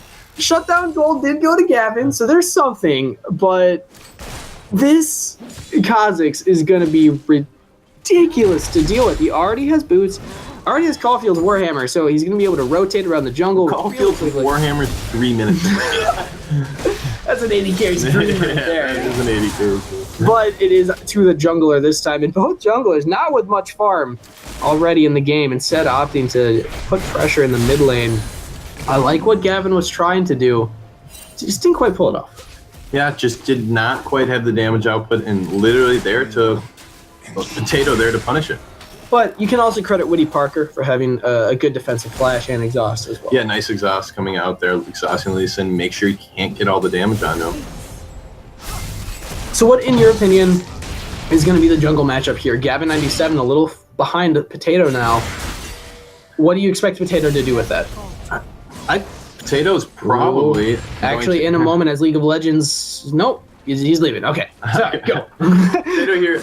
Probably going to be very aggressive with this lead, going to be seeing ganks all over the place, I'd imagine, as if Gavin 97's there as well, they'll probably win that matchup with this Fed Kha'Zix. Yeah, I really expect him to be not only aggressively ganking lanes, but aggressively counter jungling with another empowered Q missed. And Quincy Adams struggling a little bit, but there's the flay. Can he land the hook? Quincy Adams getting bursted down. They have heal available. Great double play there from Wiki. Cuck Rhino looking for the crit shot. Can't find it. Yeah, and now this is what we're seeing with this bottom matchup. Typically, Karma is stronger just because of that ultimate, but when you miss 2 in a row, that's kind of blowing the lead that you had. And yeah, Wiki playing this really well so far. And Gab going in on Potato. This is not what we expected. We thought Potato would stomp him, but it does look to be a good trade. But Never Vote Yes going down. Exhaust onto... Ooh, Gavin paying the price from Woody Parker. And Never Vote Yes actually survives. Exhaust from Wiki went on to Cucurano right before that fourth shot. Interesting trade there in the bottom lane, but Gavin getting a little bit too aggressive, sees a slightly chunked Potato, goes in, almost gets him, then Woody Parker there for the cleanup. I like what Gavin, again, it's amazing what he's tried to do. He almost was able to burst down Potato, who's 3-1 on Kha'Zix, but instead just gives him another assist and dies himself. So not looking great for the jungler on the side of Chicken Chasers. And during that fight, as a result of that trade in the bottom lane, Ganked by Gophers coming out quite a bit ahead. Quincy Adams and Cuck Rhino are both chunked up heavily. Yeah, noticing these builds again, Never Vote Yes has a longsword. But League of Legends actually getting engaged upon by Woody Parker. Cannot quite get the shuffle. Might have been able to get that actually, as it does channel slightly behind your champion. So if he had faced away from League of Legends, I think he could have hit him with the wall. Maybe he just didn't have time to upgrade the ability. A lot of things could have happened there, but League of Legends does get away. Just missed out on the kill.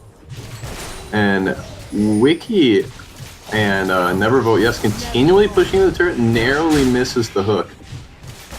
All right, so back to that longsword. That typically means that lethality build again.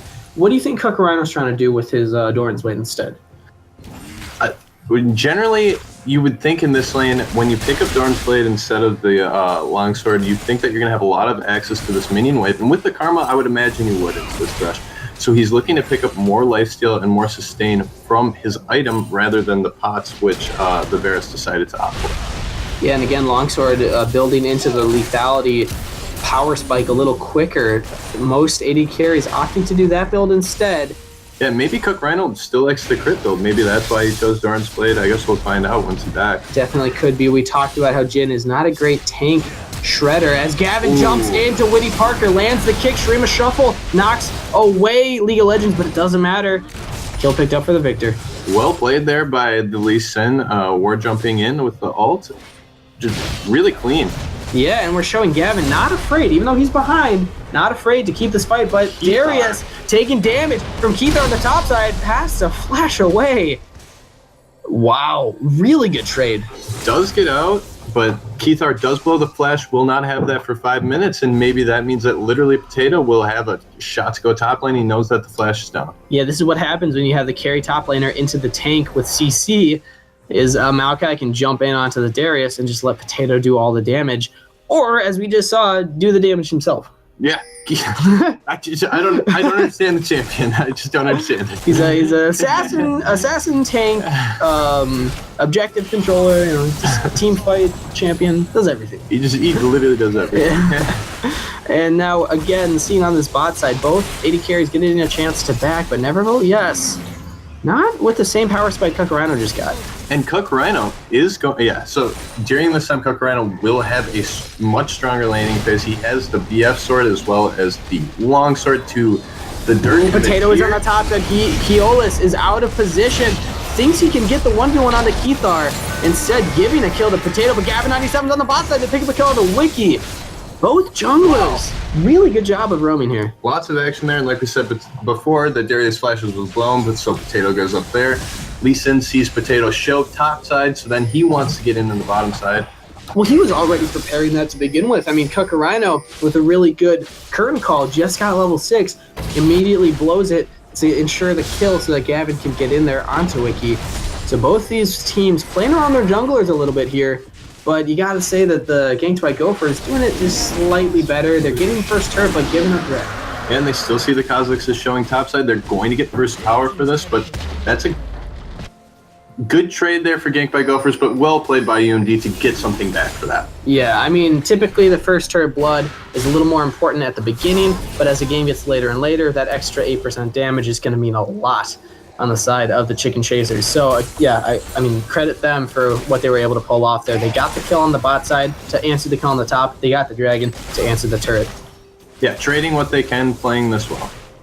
And Jin using his power spike well there that he has the BF sword over the tier on this Ferris, doing well with the curtain call and picking up the kill. And Varus having serrated dirt. Coming back He's to not that. actually that weak. Gavin, another kick, the exact same play. Rinse, wash, repeat, but Potato Shurima there. shuffle into turret. Literally, Potato doesn't even want to end yet. He still goes after Legends. There's the BM A little mastery. bit of BM there.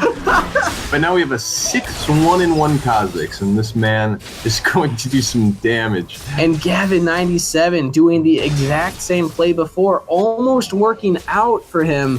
But this time, Woody Parker was ready. He had the shuffle. He's like, my finger's on it, man. Like, I know you're coming for me. As the hook Nice lays pull on the by Ricky. Kukurino, there's the binding. Can they get the damage? TP coming in. Quincy Adams trying to get onto Nevervote. Yes, he does not have a lot of mana left. But Potato is on the bottom side with Keithar coming in. They might just dive this. Never vote yes, running out of mana. It's going to be hard for him to poke them down, but they might be able to push this turret in. Yeah, definitely going to be a turret here as the rest of the Chicken Chasers come in there. Maybe Is the one or curtain call five. full? Can they get onto Wiki as Gavin97 Oh! the snipe, threading the needle. They know that he's down, but Potato is 6-1, 7-1 now. They get a kill onto Gavin97, who gets a little too excited, but Keolis is here now. Can they get anything for this? Gets onto Nevervote. Yes, League of Legends is here as backup. The Ganked by Gophers have got to run away. And good re-engage there with the ultimate. Jin threading that last shot there to pick off Wiki. Yeah, so overall, 1-for-1 trade support for the jungler, and Gavin just getting a little too excited again. He's a little jumpy. He wants these picks. He wants the team fights, but you got to respect the 7-1 Kazakhs. I don't know if he didn't see that Kazakhs was there, but he wants to go in, and Kazakhs is like, nah, man. Nah, man. I already have a Caulfield. I already have boots. You know, the 11 minutes in. I also have skirmisher. So definitely going to be seeing a lot from Potato this game. They got to play around him now. The lanes have been going fairly even. Keola's actually picking up a CS advantage over Keithar now. But it really comes down to the junglers. Can Gavin pressure as much as Potato can right now?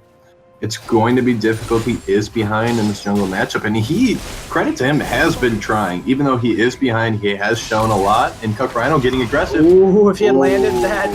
Close.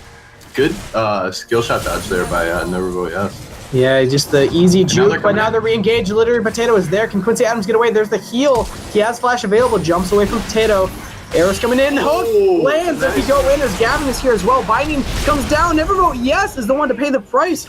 As Woody Parker actually gets a solo kill, but the kick onto Wiki. Can Potato do anything for him? Does not look like it. As Kukurino picks up that kill.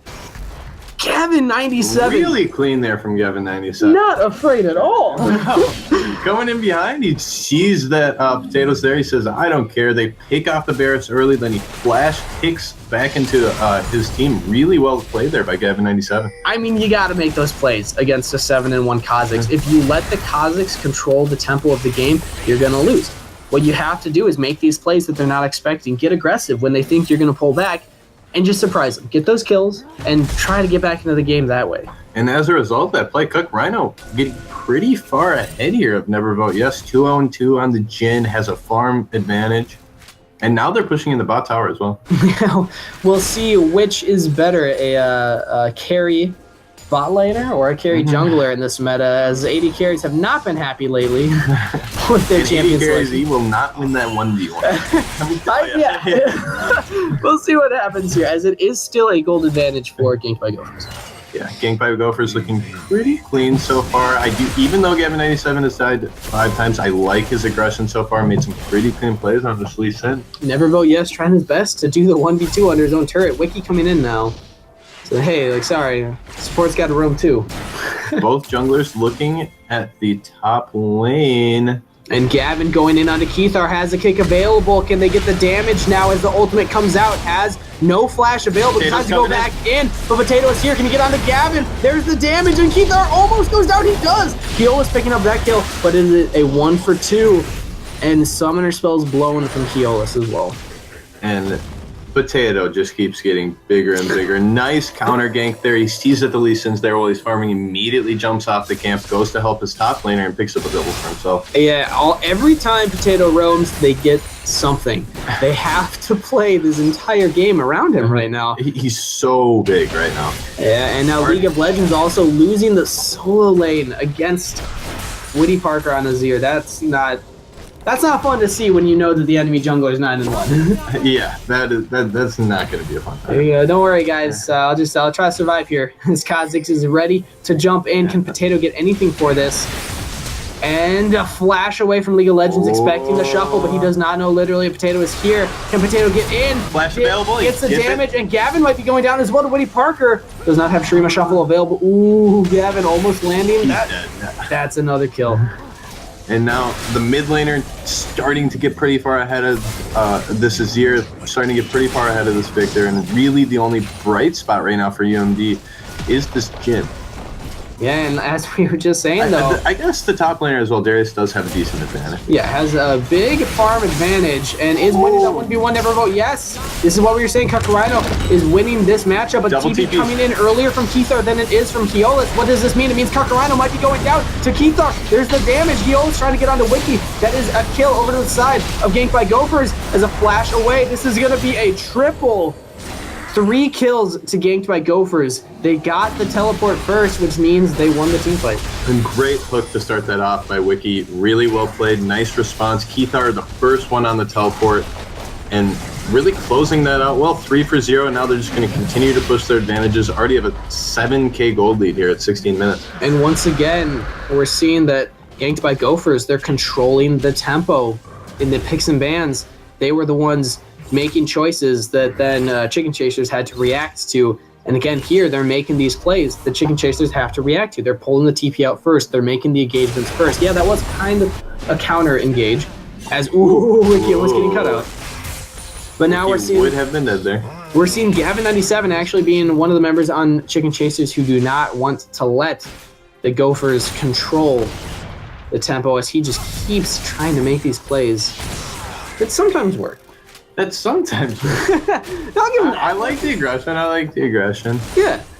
Every now and then it works out for him, but we got a question. Is it going to keep working going forward here, as the mid lane has, I'd say, officially lost? I mean, they lost turret.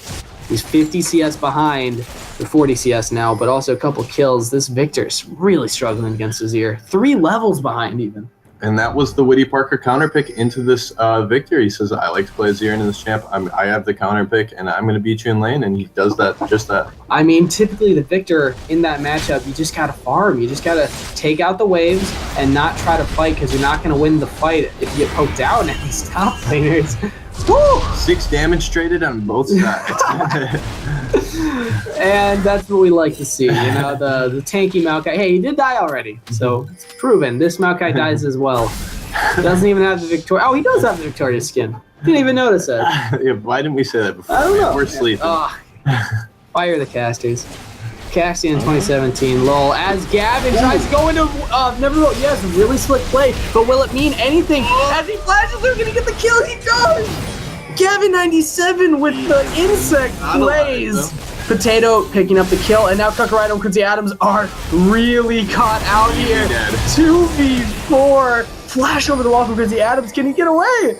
Might be able to get an execute. No, as Woody Parker comes in, that's a kill. Parker's gonna take him down. They have both a very fed mid laner and a very fed jungler with this large gold lead. We hope to see Ganked by Gophers here play this out clean. Yeah, there's been... Yeah, go for it.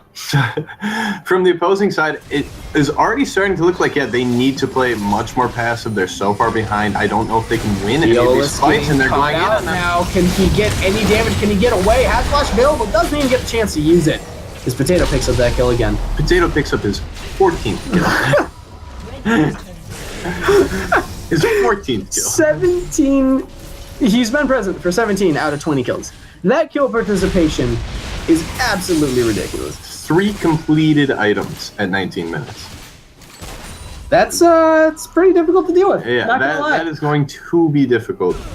As the Chicken Chasers just try everything in their power to get back, but Woody Parker getting caught out. That's another kill to Gavin. Good catch by Gavin there. Gavin really showing up on Lee Sin. He's had a couple questionable aggressive plays, but also really showing that he does have the skill to play the champ. Yeah, he's been...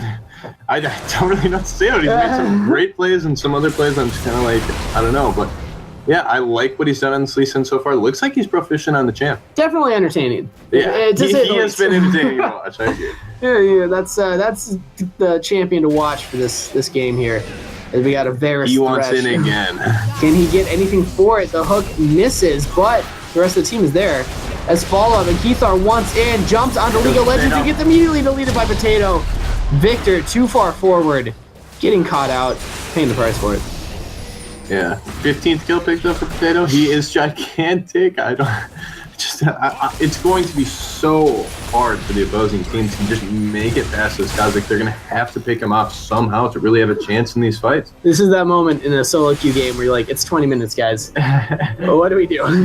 They have a 15-1 Kazakhs, and you just got to find the will to fight. There for sure. You got to find the will to fight. You got to keep going and find what you can do. As Woody Parker almost getting the solo under Quincy Adams.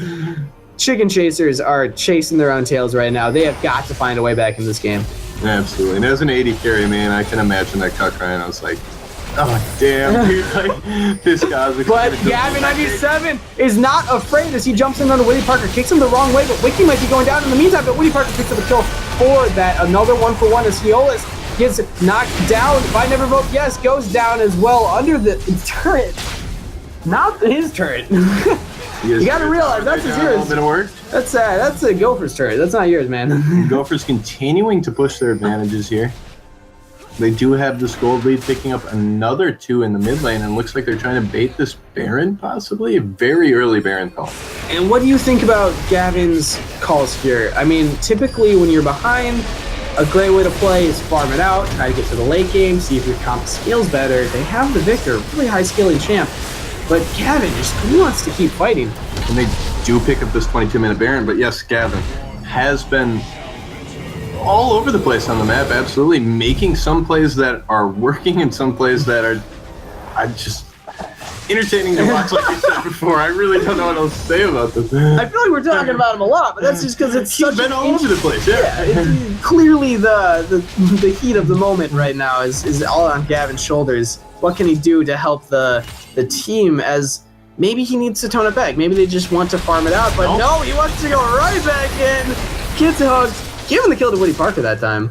Woody the Parker. Woody the Parker. Woody the Parker.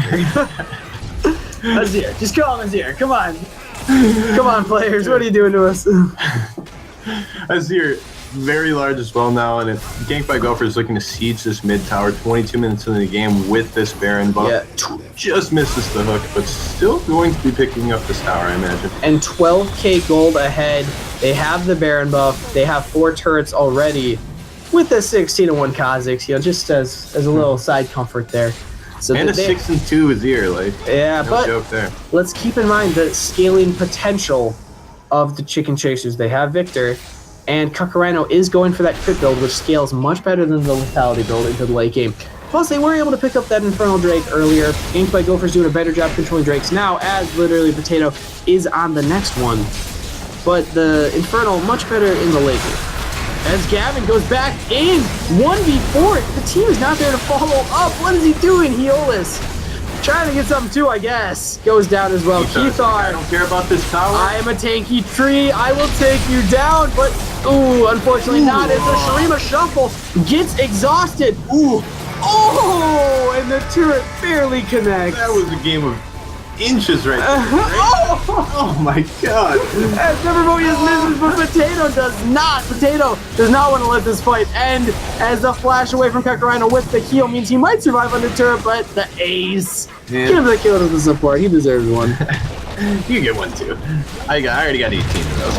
And a surrender vote coming in from the side of the Chicken Chasers.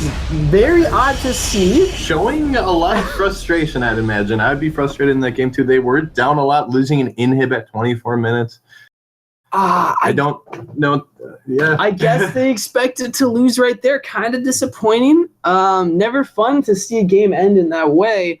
But you got to think that must be so frustrating. They lost the first blood to the Kazakhs, and then everything just continued to snowball from there. So I understand the frustration coming from that team and just the unwillingness to keep going. You got to find the will to fight, and if you don't have it, it's so hard. Gavin 97 had the will to fight. Yo, he did not lose his spirit.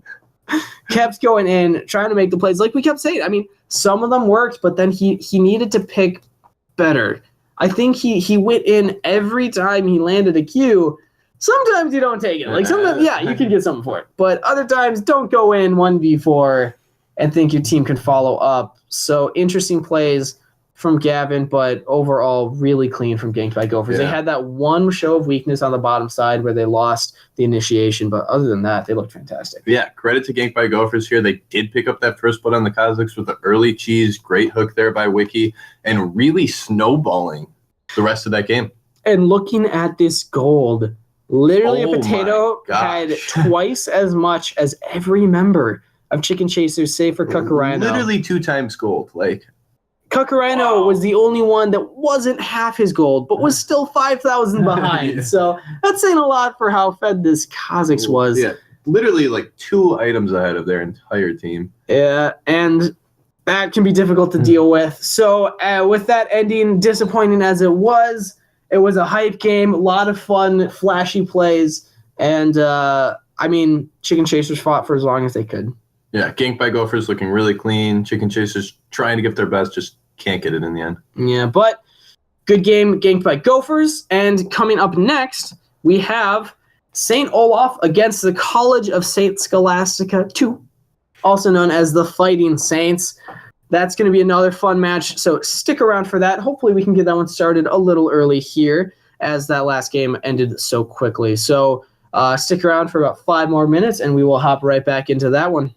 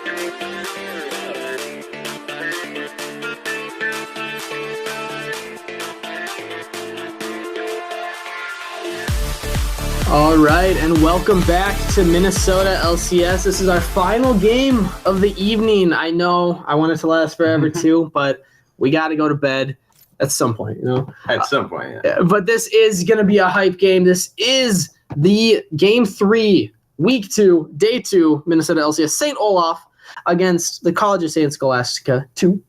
They are actually called the Pupperdogs. I was wrong in calling them the Fighting Saints, as that was their name last split. Of course, I'm always updated on everything, so I should never make mistakes, and Absolutely not. it's always my fault. So It absolutely is. yeah, It's a sure butt kick. yeah, see, remember that. Okay, but hopping into this game, it seems as if both teams are fairly ready to go. I honestly don't know much about either of these, as we didn't cast their games in the last week, but I'm excited to see them play, as there's a lot of returning players from last split. I mean, Puff Boy, Demolisher, Winkout, Ultimatum. I think the entire side of the Pupperdogs. There we go. I got it. Pupperdogs. There it is. Seems right. And then on the side of St. Olaf, I believe Jim Rayner might be a new player. Otherwise, maybe just a changed name. Either way, we'll see what he brings to the table here. So as the teams are starting to load in, what do you think, Money Trees, is going to be the decision of Maokai? I mean, the last two games, he was left open, and the team that got him won. So they got to realize that, right? Like one day. Yeah, and one day teams will find out. And yeah, like you said, we don't know a ton about these teams, so I'm curious to see if the Pup Dogs or St. Olaf prioritize this champion. Is it finally going to get banned? Is it going to get first pick? Can both top laners play it? I'm curious to see. Yeah, I mean, if you're on blue side, I'd say don't ban it, pick it. Like, you get that first pick. That, I think, is the number one priority pick right now. Kha'Zix's still really strong. Rengar's still pretty strong despite the nerfs. But, I mean, Maokai hasn't been touched in a while, and he's been so strong for a while as well. So if you're blue side, pick it. If you're red side, ban it. I think that's what it's got to be. Yeah, I agree. I think he's the best top laner right now. Just so difficult to deal with. If you send another tank into him, he's just more tanky. If you send those damagers into him, there's so much less effect later in the game. And the Maokai's just so relevant all the time. Yeah, it's just, I mean, you can try to match it with the carry. As people are supposed to beat it, like Sarius Trundle, that hasn't worked. You can try to match it with another tank. I mean, Poppy, Nautilus are fairly common picks, but that doesn't always work either. But we haven't seen it yet, so maybe that's what they need to do if it does get through the pick and ban. And in both games so far tonight, we've seen Maokai smash lane against, like you said, the champs that are supposedly supposed to be okay into him. Yeah, and we're still waiting for the Pupperdogs to load in here completely. They're missing one player. Of course, it's the support. Classic support being late. But talking a little bit more about the other lanes, specifically jungle, we've seen Kha'Zix played once, and it was literally a potato. He's known for being a very strong jungler in this tournament, maybe the best. He had the best stat line out of all junglers last split. So maybe it could have just been him, but what do you think about that champion right now? I think Kha'Zix is still great. Obviously looked really good last game. 19-1-4. Yeah. Or 8, I believe. So somewhere around there. 19 kills. Yeah, 19. That's all you need to know. Yeah, so it looked fantastic last game. If either of these guys can play it, it's still a high priority choice.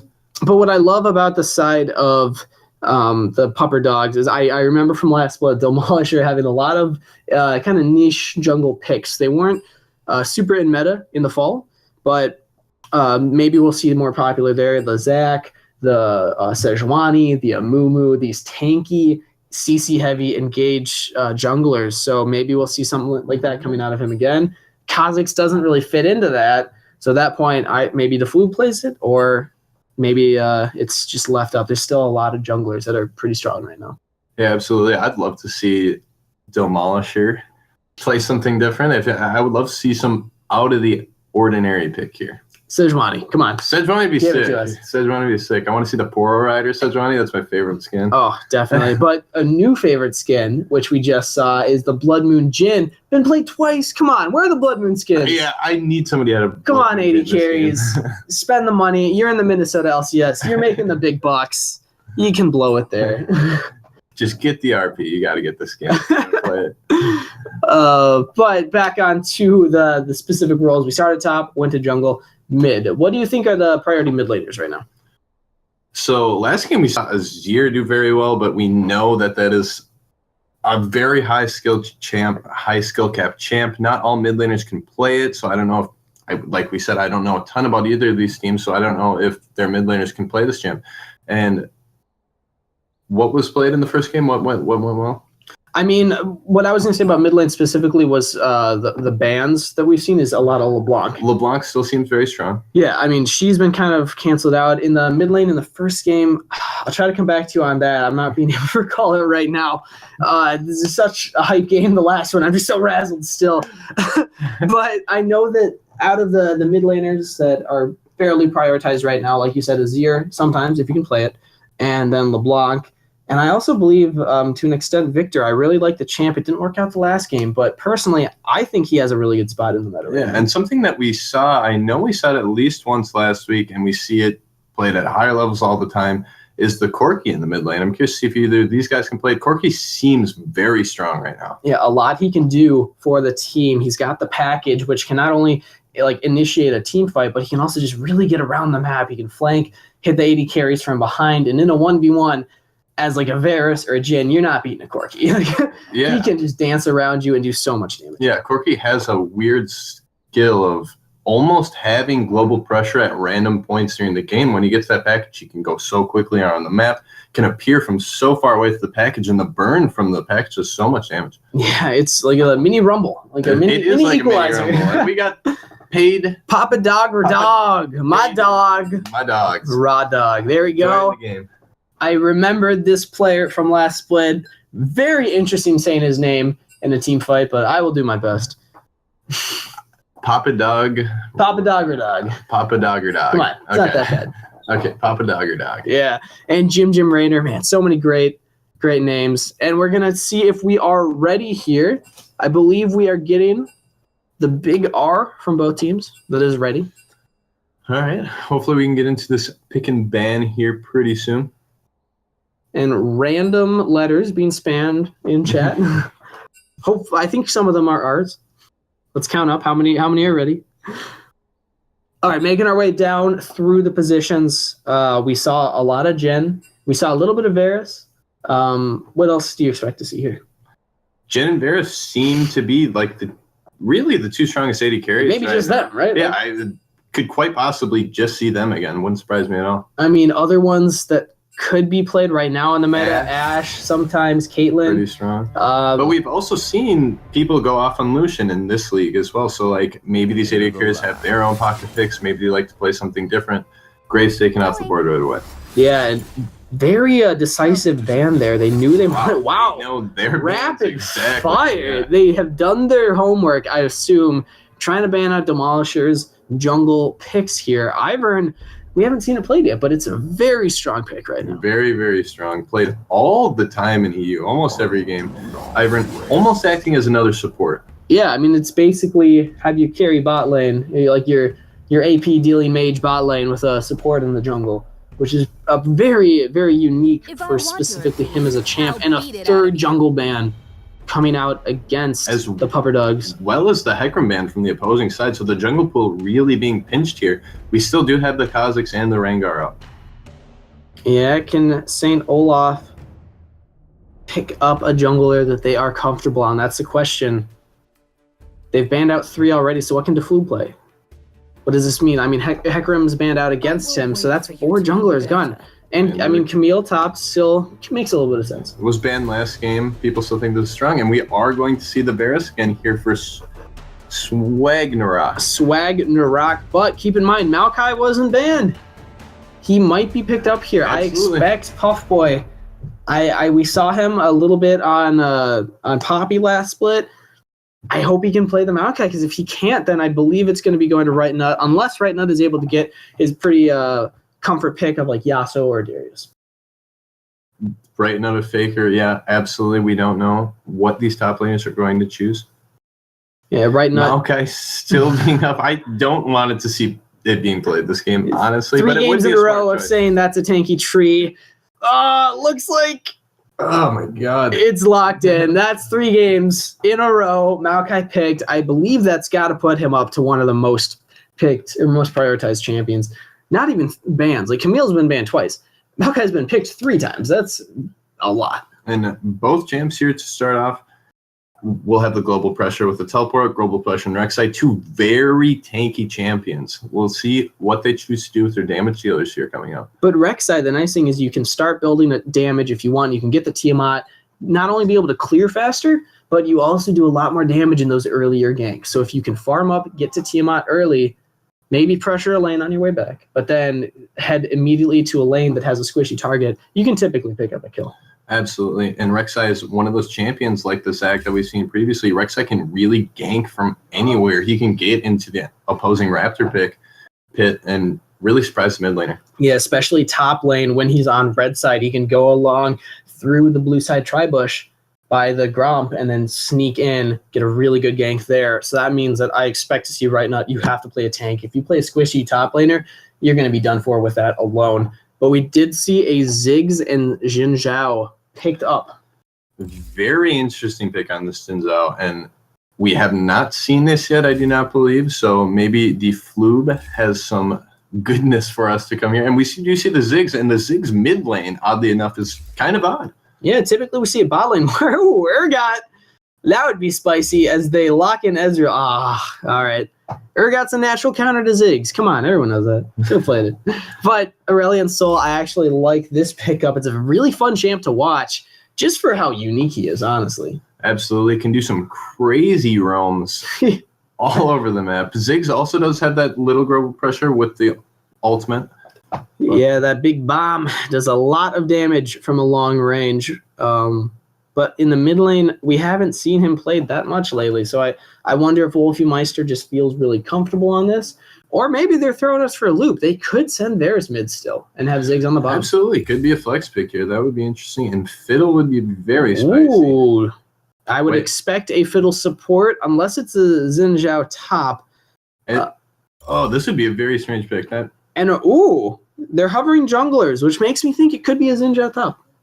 Very well might be. Gangplank. There it is. Cheesing us. Okay. They just wanted us to pick the Taric as the final pick here. And this is what I was saying. They have a not necessarily squishy top laner, but not a tank. He's going to struggle with the Rek'Sai's ability to gank top lane from red side so easily. But an answer of Katarina. That would be surprising. Okay. There we go. Please pick us. We can't talk about these until it's locked in. Okay, so like we were saying with the Gangplank, so that is an interesting pick into Maokai here. It's Maokai scales very well in the late game, gets so tanky, but Gangplank in the late game is one of the best damage dealers in the late game, obscene damage, and also applying that global pressure with that ultimate. Yeah, I mean, the Gangplank ultimate, the Ziggs ultimate, they can really affect bottom lane so easily. Either one of those champions can land their ult at the same time from their own lanes. So I'd be excited to see a lot of Swagnarak and Jim Raynor trying to take advantage of that, trying to get on to an Ezreal, which could be difficult, but the Karma's not that bad. She can speed up, and if she has flash available, that's always an option, but it's going to be really difficult for them to deal with this global pressure. Absolutely, and global pressure coming in from both sides with the Maokai. I guess both sides have teleport with the Rek'Sai ultimate. Ezreal, kind of. Yeah, if he can aim it correctly. If his true shot barrage is true. Yeah. What I'm seeing is a lot of roaming potential from the side of the Pupperdogs. Is Rek'Sai and Aurelion Sol both can get over walls or under walls, I guess, and just kind of rotate around the map in ways that you can't really expect. Like, they can catch you by surprise. So, yes, we have the global pressure from the side of St. Olaf, but we have the roaming potential from the side of the Pupperdogs. And another roaming tool here for the Pupperdogs, they do have the Karma boost with Ezreal, and they can really affect the mid lane quickly, much quicker than other lanes. But keep in mind the team fight potential coming from the side of St. Olaf. Targ ultimate can really turn around an entire team fight.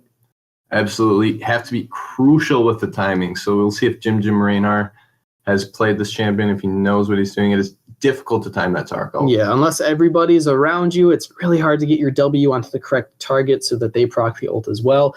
Typically, you could drop it on maybe the Xin Zhao because he's going to jump in, say, hey, everybody else just hang back. But we'll see what their communication looks like, because that can be really hard. Solo queue, virtually impossible. Yeah. But even when you're on a team communicating with everybody, it can be really hard to coordinate that. A lot of times it just comes to shouting, I got all.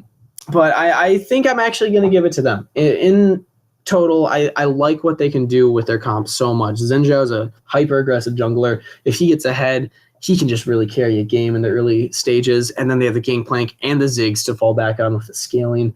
Ziggs can take turrets so fast in the late game. Absolutely. Going to have a lot of sieging pressure here with the Ziggs. And the opposing team, not as many damage dealers. However, they do have a very, very, very beefy front line with the Rek'Sai and the Maokai going to be able to protect the Aurelion Sol as well as the Ezreal. Yeah, and I think it's going to come down to what does the top lane do. If Gangplank can make it into the late game, I think that's when the game can swing in the favor of St. Olaf. But the early game, I'm definitely expecting to see the Pupperdogs really show up there. If they can get a sizable lead in the early game, then they can probably just kind of have more money and just be able to beat them quick enough. If they can win in the mid game or mid to late game, they can definitely take this. Absolutely. And in the mid lane, we have this Aurelion Sol, which was counterpicked into the Ziggs. Interesting matchup here. Ziggs does have some pretty far away pressure, but so does the Aurelion Sol. So annoying with those orbs. What's nice about the Aurelion Sol into Ziggs matchup is Ziggs prefers to fight from long range, and Aurelion Sol likes to fight in medium range. He doesn't want to get right on you, but he wants to be in range of the orbs, which is a really convenient distance for him to be able to kind of juke around Ziggs' Q. Because if Ziggs can't land his bombs on you, Aurelion Sol is absolutely going to out-damage. And it's a little things like that, but the orb range allows you to be at the perfect position to have enough time to react to juke around those bombs. So that'll be an interesting matchup we'll have to keep an eye on there. Mm-hmm. In the bottom lane, we see the Ezreal and the Karma versus the Varus and the Taric. How do you think this lane's going to go? Honestly, this one I could see going either way. Taric post level 6 is going to be almost impossible to get kills on, but that means you can still burn summoner spells, things like that. And again, giving the credit to the Karma early game power as well as the level 2 power spike with Ezreal. I think that, again, if they can get level 2 first, they're going to win lane. But if Varus and Taric get it, they can win lane. Yeah, absolutely. As we were saying, the level 2 is so important, especially in the bottom lane. But getting so much more pressure with that. And now we are loading into the final game of the evening. This is the last game of our week 2. We're going to see which of these teams can take the victory here and go into next week. Feeling pretty strong. Absolutely. I'm excited to see this game. I like both the comps. Yeah. We get to see if a Maokai will reign his dominance in all 3 games. Will Maokai go undefeated today? That is the question. Everybody comment if you think Maokai live or Maokai die. We've seen him. We've seen him die a couple of times. He keeps winning, but I think he died twice and then once. So not that many times still. Yeah, still very difficult. And the third victorious Maokai. Look at that. True, 3 victorious Maokai skins today, and we do not get to see the Jhin in this game, so we'll not get to see this game. Oh no! Maybe it's that. If it is, I'd be very excited. This is also our 3rd Jhin game of the day, so 3 Jhins. Except it's Varus, right. However, we did a Varus in the last game. We did, yeah. I was getting a little confused there. So Varus and Jhin actually picked equal number of times. That's interesting to note there. But these skins are also played twice today. Yeah. Those seem to be the 3 maybe favorite champions of the AD carries in this league. Could be. And looking at these team ranks, they're actually remarkably similar. 4 plats and a gold against 3 plats, a gold, and silver. So swapping a platinum player for a silver. But again, the supports are some of the lower ranked players. I mean, typically that's how it'll go when you're not playing at the professional level. But overall, it seems like these teams are very evenly ranked. Looks like they're pretty evenly matched here, and let's see if we get any good early game cheese like we saw in the last one. Yeah, that was definitely fun to watch right away. So hopefully these teams are listening. Hopefully these teams are listening. Hey, we got you, butt kick. Go for the cheese. And it looks as if both teams opting to just spread out. They're going to play it safe. Try to get some vision down. Or just ensure that the other team is not roaming in. Looks like pretty standard starts here. All the members just looking at the gaps in the map, making sure that no one else invades into their jungle, keep their camps and their vision safe. Yeah, and on the side of the 80 carries, Swagnarok taking that D-Blade, Ultimatum taking the D-Blade. It makes a lot more sense on the Ezreal. They don't really build into the armor penetration, so it's not too bad to start that, especially when you're going to be trying to get that tier early. So having the extra pots is nice, but you're going to want to be able to sustain just with your autos. Absolutely. And Varus going for the D-Blade here. We've been talking about this. It's kind of an argument right now. Do you want to go longsword in 3 plots or D-Blade in 1? Typically, if you're going to go the D-Blade in 1, then you're looking to go for the crit build. So a little bit better team fighting build, but does not do quite as much on-target damage. Yeah, we'll see. They're doing some backing animations, doing some dances. Come on, Raw Dog, throw down a move. Oh, it looks like not. The camera didn't want it to be. I know he's doing it in spirit. And Winged Cow, that's the struggle with Aurelion Sol is farming early. Isn't that fun? And some early minions being traded here in the top lane. Really no trades being done. Does get hit by the sapling. That was a cleverly placed sapling in the top bush. A lot of Maokai players don't know that, but if you just drop it somewhere they're not expecting, they'll probably walk by, take a little bit of damage as opposed to being able to juke it when you throw it at them. And Aurelion Sol in the mid lane does get a nice early push there and gets a ward on the opposing blue buff. So we'll know when Xin Zhao is in that area. That's actually a fantastic play coming in from Winged Cow. They know Xin Zhao started red now because his blue is up, and they know he's probably going to be there soon. The only problem is Demolisher is nowhere near being able to affect that. And we'll see, maybe Demolisher, we'll see what he wants to do with this information. Does he want to impact the lane? Does he know that he's there now, so now I'm safe to farm?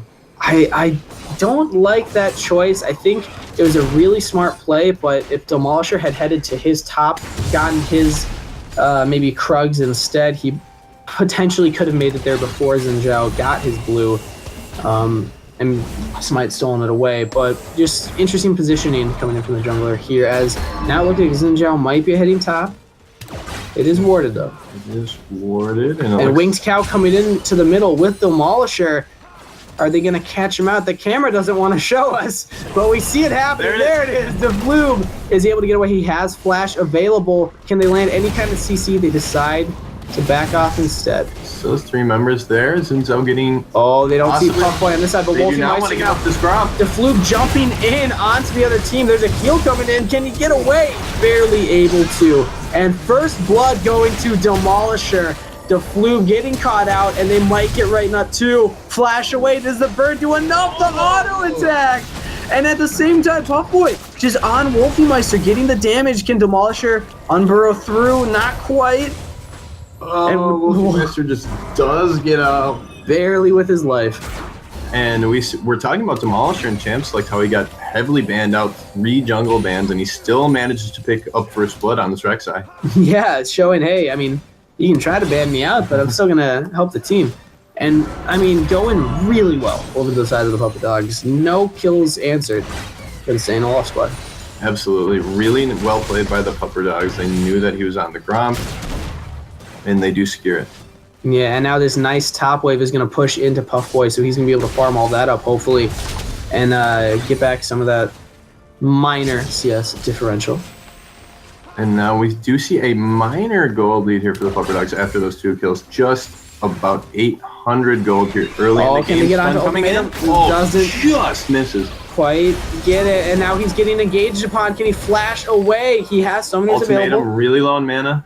Actually really smart. They didn't blow any summoner spells. They knew he could get out. And he does have pots too, so he might even just be able to stay and regenerate.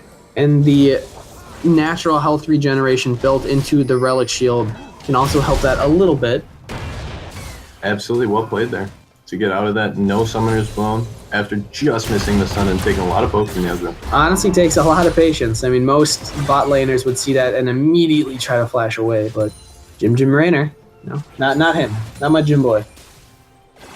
And let's see if Swagnarok is very low on mana right now. Does he want it back soon? And if he backs, let's see what kind of build he will choose to go for. Does he want to go for that crit build, or does he want to pick up the tier? Does he want to go straight lethality? A lot of different choices. True, if he does go the crit build, he can get his mana back by using the Essence Reaver, which is typically the problem with Varus. You need some kind of way to get your mana back, otherwise you just can't throw out those Qs as much as you need to in the team fight. And another. This is the stun again. They see Ultimatum has no mana. If they can land a stun, he won't be able to jump away. And Gangplank, typically a pretty weak early laner, just scales very well, going somewhat even with this Maokai. He has a wave to pick up right now. But this is what I was saying, the wave pushed into Puff Boy. He picked up all that farm and was actually able to push it back. I mean, he's a 10 CS up now, and he's in a really good position to just push Right Nut into his own turret, and he hasn't been able to back and get quite the same kind of item advantage as Puff Boy. Yeah, it's only 2 Doran's Ring, but it's something. It's something, and we'll give him a slight advantage in this lane. Also, he does have a level advantage. He has 6 to Faker's 5. Yeah, I'm actually confused with that Doran's Ring. Potentially, he channeled Teleport as soon as he got back, so he might not have been able to buy another item. And the Xin Zhao was looking for a gank in the top lane there, but can't find it. And as a response, the opposing team is looking to pick up that Mountain Drake. Yeah, jungle shows top, get an objective bot. It's a classic formula as Right Nut. Ooh. Again, struggling to get a lead on Puff Boy in lane. Ziggs throws the ultimate on the dragon, just misses. But yes, this Maokai continuing to be annoying in lane and in the late game, and teams just keep letting it through. Yeah, there's the Sapperlings. Even when you're Not back, done and you yet. can do damage. And Puff Boy actually choosing to back. He will be getting actual items this time and walk into lane. Gets the Vommy Sender. Yeah, I knew he had more gold. He had an ability to get more. Must have just missed it. It's sometimes tricky to buy that many things in the span of a teleport. And now all the lanes looking to have settled down a little bit. Just trying to get advantages in farm. Trying to get advantages in the enemy jungle and Demolishers. Ooh, really well. Get real cheeky with those raps. Over there almost gets executed, but it's just limits. For the time being, he is ahead in farm. And he has the Tiamat, so this is what I was saying, is once you get that Tiamat, you can clear fast, but you can also affect these lanes. This is the point of the game where you do the most damage, equivalent to like what your teammates can do, proportionally. So you got to start doing something here if you're trying to get your team ahead. Absolutely. In the spot lane, we do have, when you play against Ezreal or other tier 80 carries, you do have this point in time after the first back when Ezreal picks up the tier. We see this Varus has the BF sword, so he will be, for the next little bit before they back again, much stronger in this lane. Yeah, that's such a hard feeling coming back as an Ezreal saying, well, I got mana. There's no combat stats picked up. Yeah, so you got to focus on poking down instead. As Doing he a good is. job right now, though. He has the mana sustain from the tier, so if he can just out-poke Swagnarok, that BF sword doesn't mean much. Wolfmeister and Wing Cow fighting over the vision. Smart. Wolfmeister, that's my control word. You do not get that. And it's the little things like that that can get you ahead in these games. Fighting over vision. I mean, as weird as it sounds, if your enemy laner isn't getting any CS board, yeah, fight for the vision. And now Jim and Swagnarok trying to show their damage advantage over Isle. Maybe Rek'Sai coming in the bottom lane looking for something possibly. Rek'Sai up will bunch and farm as well. 1-0-1 right now. And a fully charged Q, but the flash away does not want to take all that damage. They saw Demolisher through the ward, and they just wanted to get out of there. Very quick flash there by Swagnarok, and possibly going to see a revisit here from Demolisher. He knows that Summoner is down as well as Varus ultimate. Wings Cow is around the bottom side as well, though. Can they save gonna be a fight. Demolisher? There's a TP coming in. They burst out Jim Rainer. Ultimate doesn't mean anything. TP is completed, even though the fight might be over. Puff Boy should have stayed in lane, but didn't quite cancel it in time. Did not quite cancel in time. Still good pick up there. Winged Cow getting pretty big on this Aurelion Soul. Already 2 kills. And as we said in this champs, like, they do have these 2 very tanky members, so they do need to pick up damage somewhere. So it's good that their carries are getting ahead early. Yeah, Winged Cow 2-0-1 on the Aurelion Soul, and then Demolisher with that 1 kill with the Tiamat. Still at a really good level, really healthy area to be. A Rek'Sai with a Tiamat, but as we get later, he will have to build more tanky just so we can survive these team fights more. Absolutely. Normally builds slightly damaging early to make sure the early ganks are good, but has to build the tank for later in the game. Yeah, and more vision control, but Demolisher might be getting cut up by Wolfiemeister. He's gonna just unburrow through though. But a flash from the Flube, he's not letting him get away. Flash answered, and a missed Ziggs ultimate, but can they land the stun? Just misses. 2 missed ultimates on the Demolisher there from the Zinzal as well as the Ziggs, and then dodges the stun as well from the Taric. Really well played by Demolisher there, and the opposing team probably should have gotten him. Barely gets out with his life. If any of those had landed, probably would have died. I mean, Swagnarok Q might have been enough to take down the very low health Rek'Sai. Absolutely. Some trading going on here in the mid lane. Aurelion Sol has built up the kill lead for himself, but is not doing too well in the farm game. We thought he'd be able to zone the Ziggs off with those orbs, but struggling here a little bit early. That's honestly the story of Aurelion Sol. You can roam, you can get these kills, but if you're not pushed into their turret, you're really going to lose the farm game if you just keep leaving lane. Absolutely. Does have the roaming potential so great on that champ. And the Maokai continuing to push in this Gangplank. But Gangplank staying pretty even here in the farm. All right, so what do you want to see coming out from the side of St. Olaf? They're 3 kills behind, but they're only about 1,000 gold. What should they be prioritizing? St. Olaf just has to keep doing what they're doing. Try to look for a play. Maybe the Sinzao can get in somewhere. But so far, really not too far behind. Only 1,000 gold at 12 minutes. They're still playing fine, even though they're 3 kills down. And Wolfiemeister getting engaged upon by Winged Cow. The exhaust is there. Can the ult get it? Ooh. All in all, and the barrier comes out. Does get the exhaust as well as the ultimate there from Winged Cow. Not awful here for Ziggs, although he does get chunked down. I like the summoner spell choice against the Aurelion Sol. We did talk about that, but barrier really convenient as Puffboy going in on a Right Nut with the rest of his team there. Right Nut's got to be going down. This is what I was saying. When you're not playing the tanky top laner, you can easily get dove, but now Pupperdogs getting caught out a little bit, was just standing there, has to flash away as ultimate from Tar comes in. A little questionable. Didn't really need it, but really, I guess, expecting more damage coming back. Wait and get the engage that they want there, but Aurelion Sol, we were just talking about it. This champion is so good at roaming, can get around the map so easily, and there he does it again. He says, hey, Rek'Sai, we can go do this top lane, and both of them group together.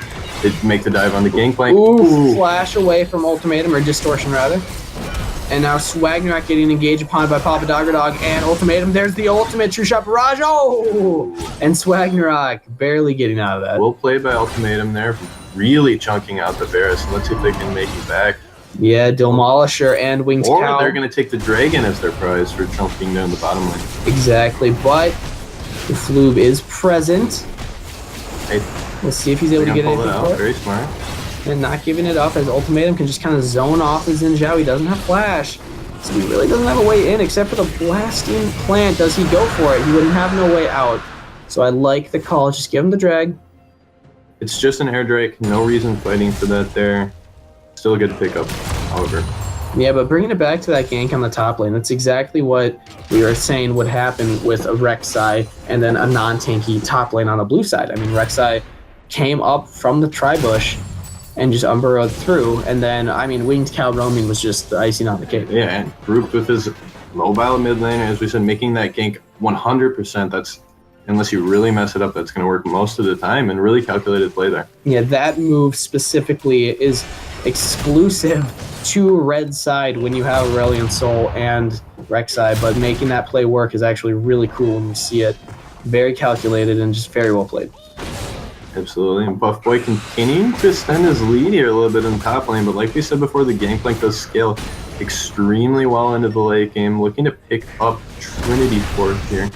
So this is and where, as well as picked up a call, which is somewhat interesting here. Yeah, really looking to scale into that late game, saying, hey, I'll take the investment of gold so that I can eventually get into the crit build, going for that Trinity Force first, but then he's going to have to get a little extra damage as that's where the scaling comes in. Yeah, maybe they're thinking, I mean, this GP looks like he's looking to scale absolutely with this call. Maybe they're thinking, hey, we got the late game. If we can stay close enough, and we're only 1.8 down right now as an engage. Ooh, the Flube just only 1.8k down right now. If we can kind of maintain this, not get down any farther, maybe we'll be okay. But another rope from both Winged Cow and Demolisher. They are buddies Definitely roaming the grouping map. together. And Demolisher getting chunked a little bit. Oh, Nice little the dodge. spicy dodge. As they engage onto Wolfie Meister, can they get the damage? I don't think so. Gets away with his life and no summoner spells. Nothing blown there. And looks like possibly collapsing this mid, and they just want the tower. And this is what the Pupperdogs really need to do. They have a lead. They have to capitalize on it. If they let this go too late, they're not going to be able to win this game against the scaling counts they're played against. Yeah, Pupperdogs looking to press their advantages now. And possibly roaming to this bottom side, looking to pick up this Varus maybe. Yeah, Ultimatum really struggling in the 1v1 It is against revealed. the Varus. But Winged Cow is here. Summoner spell flash burn, but True Shot Barrage lands it. Doesn't quite get much for it. And Winged Cow continuing to roam. He's all over the map right now. And gets another flash for it. And as a result, Swagnarok will not have flash for the next 5 minutes. Yeah, he's a little behind in farm, but every time he goes back mid, he pushes a wave and then goes somewhere else. Goes back mid, pushes the wave, and then leaves. And now with that flash down, maybe they'll say Demolisher. Ooh, Buff Boy going in on the right nut. There's Demolisher. It's the same formula again, the exact same move, and he fell for it. This is why you cannot play a squishy top laner into a Rek'Sai on the red side. And there's just really no chance for the Gangplank there. They set that up so well once again. And he just cannot defend against that. And they're going to go back. Trying to defend the turret, but he can't get it. Flashing away. Ultimate burn. He actually defends. Oh! And Demolisher with the snipe. Both flash out of that, trying to avoid their dust, and Demolisher with the Prey Seeker gets him. That was an amazing engagement. DeFlube almost had it. He just took one step too far forward and immediately realized he tried to turn around, but it was a little too late. And he goes down, but that was some really good League of Legends right there. And Demolisher playing so well on this right side, really figured out his ends out. Ultimatum gets a little greedy there. They see Wings Cow on the bottom. True Shot Barrage is able to land onto Jim Jim. Can Wings Cow get anything for this? The stun misses Jim Jim, and they might actually get Wings Cow for this, but Pupperdogs is there, and they're looking to re-engage. Ultimate is out for Wings Cow. Does he use it? Jim Jim barely escaped with his life with the flash burn, but now Wolfie Meister joins the bottom side, says, I can roam too. Almost picks up a double as Pupperdogs barely gets away Zig with also soon. such little health. Oh, it's not quite there. He It's will not gonna get there. Have the opportunity to ult there, but Zig's finally getting in on the roaming game and gets something for it. Yeah, Wolfie Meister, first time showing up on the bottom side of the map. He went top that one time early in the game, but now he's getting caught out by Demolisher. Might actually go down as this Rek'Sai does a lot of damage right now. Quick satchel charge out there. Good reactions here from Wolfie Meister. But Rek'Sai is building into that tank build now, so can't quite get enough damage onto the Ziggs in this. Yeah, this is the natural progression of a Rek'Sai jungle. He's going to get pretty tanky here, and it's going to become very difficult in this mid game now for St. Olaf to deal with this. And first turret's still on the board here. It's going to be big for either team, and I can imagine that Well, we Puff Boy would be see it. Demolisher on the top side again. Rinse, wash, repeat, but he actually is caught out by DeFlube. This means that Right Nut needs to back off. He cannot fall for that same trick 3 times. Wing Cow is there again with him. The Iranian still continuing to roam with his jungler, and we're seeing a lot of synergy here from those two.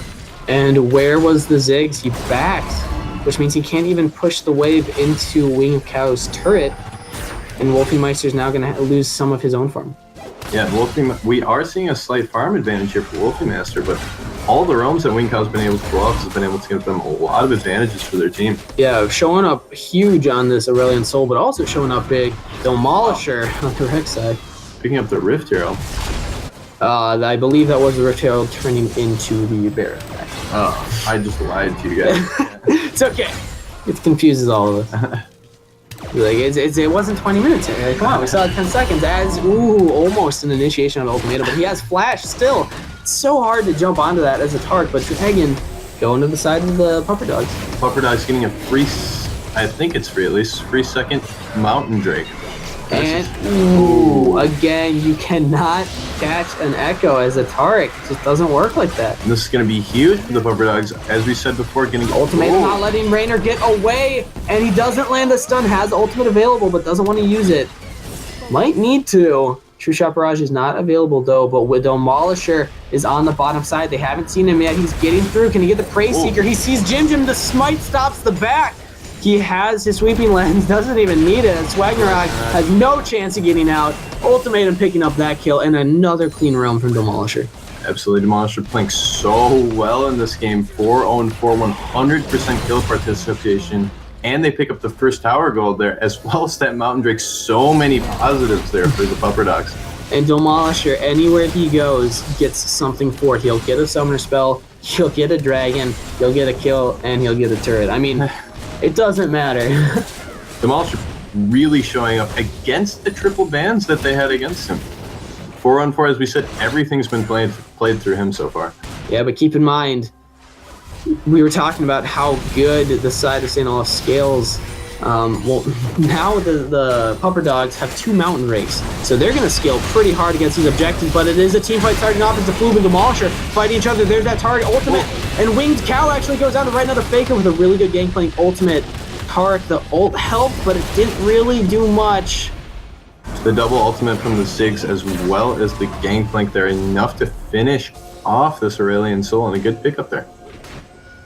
Yeah, and now we're seeing this mid lane matchup actually swinging back towards the favor of the St. Olaf squad here.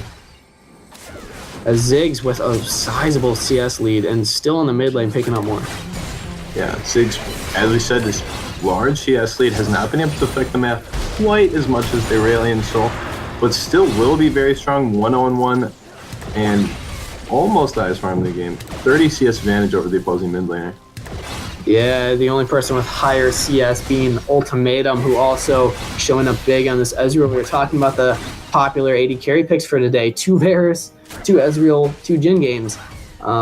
He's definitely showing he can show up on this champion. Yeah, assumed to see Boy getting a little caught out, but that's a tanky tree. Can they get onto him as he is caught out with 4 members, but a completely whipped Tarek stun might not even matter, as Huffboy's going to be going down. Just doesn't have the damage. And there the Maokai dies again. Ooh, it is proven. Maokai dies, just like the rest of us. And a great collapse there for... Great collapse there, 4 on the Maokai, enough to take him out. And Puffboy just has no chance. And in the meantime, I mean, that was 4 members from St. Olaf on the top side, and they knew it. I mean, the Pupperdog saw them up there. They should have been pushing something else. They could have pushed bot lane out. As the binding lands on a Winged Cow, they get the CC chain. It's there, but he makes it out with Ultimatum on the sideline. Trying to get all this poke, actually getting the 1v3 True Shot Barrage, but now the Floob is here and ready to fight. Demolisher zoning him off as Ultimatum just keeps poking them down. Wolfie flashes away, the Floob flashing in on to the 80 carry. Ziggs ultimate misses all but 1 as the Tarek ultimate will keep his team alive for now. Ultimatum poking down so much as the Maokai has joined the fight. He does not have his flash. He's tanking turret, but I mean, judge if you didn't notice.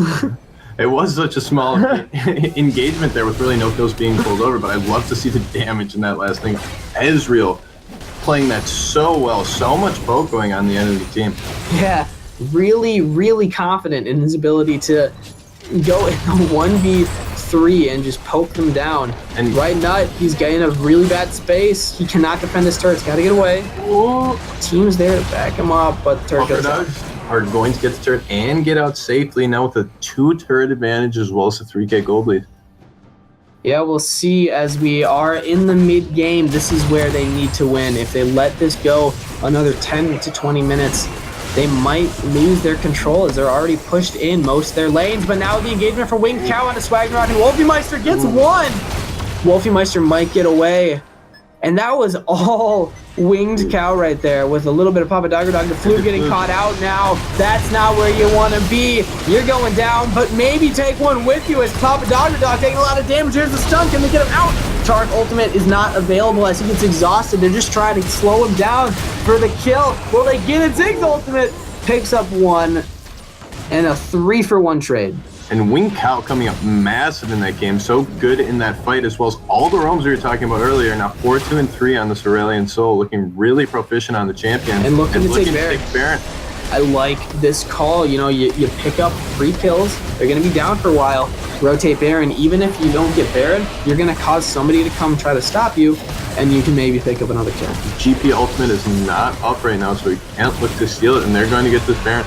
Uncontested, Baron Nashor going to the side of the Pupperdogs. They have controlled so much of this game. Absolutely. The Pupperdogs have looked great so far, up 11-4. And the opposing team's really going to have to look to scale here. As we said, they have the GP, they have the Ziggs that scale as well. And they just have to look to make it to late game. Yeah, if they can continue to just hold off, they might be fine, as the rest of the Pupperdogs are going around Drake. That is a 3rd Mountain Drake. And this is huge for both sides. They cannot allow the Pupperdogs to get this Drake. Right, not a Faker choosing to back. He has teleport available. They have to try to stop this. If they give this up for free, what are they going to do to stop the siege? And it's going over to the side of the Pupperdogs. They have Baron and 3 Mountain Drakes. With Baron and 3 Mountain Drakes. 27 minutes. You could not ask for better sieging here. It looks like, let's see how much they can get off of this. If they can play this well, they should be able to continue to push this throughout the Baron buff. Yeah, the only thing I could tell is that the wave clear on the side of St. Olaf is a lot better, but with these Baron and Hard minions, you just don't have the armor penetration to get through them. Baron gives a lot of armor to the minions. Absolutely. Varus and Ziggs both really good at clearing waves, but the Baron buff minions so much harder to take down. As every lane is now pushing in, Pupperdogs are looking to just end this quick. The Wing Cow splitting in the top lane, knows that someone's coming, so he decides to back up. And on the bottom side now, we're also seeing Demolisher with Puff Boy. First he was buddying up with Winged Cow, and now he's going with the tree. Demolisher sticking with the team anywhere he goes. Almost 100% kill participation. Kind of a weird or odd split here from the Pupperdogs. They got 2 in the mid lane, 1 in the top lane, and 2 in the bottom lane, sending their 2 tankiest members in the bottom lane pick up that tower, as they have the Aurelian Soul splitting top. Yeah, now we're seeing an engagement between the old mid laners. Now they're top laners, I guess. But now Swagger actually getting engaged by Ultimatum, but the exhaust is there. The stun, he jumped in, he had no way out. The Tarek ultimate might be a little late. He actually gets it as Demolisher doing his best to get away from the turret. Then, ooh, stun misses. As Ziggs has ultimate, might be able to throw it at Papa Dogger Dog. It could be the damage to get the kill.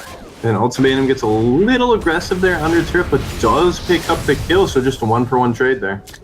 Yeah, I'm expecting to see something coming out of Wolfie Meister. If he can get a cheese bomb onto Papa Dogger Dog, that will be a kill, but they gotta do it quick as Puffboy's on the bottom side. And pretty nice defense here right now from St. Olaf. Have not given up too much yet.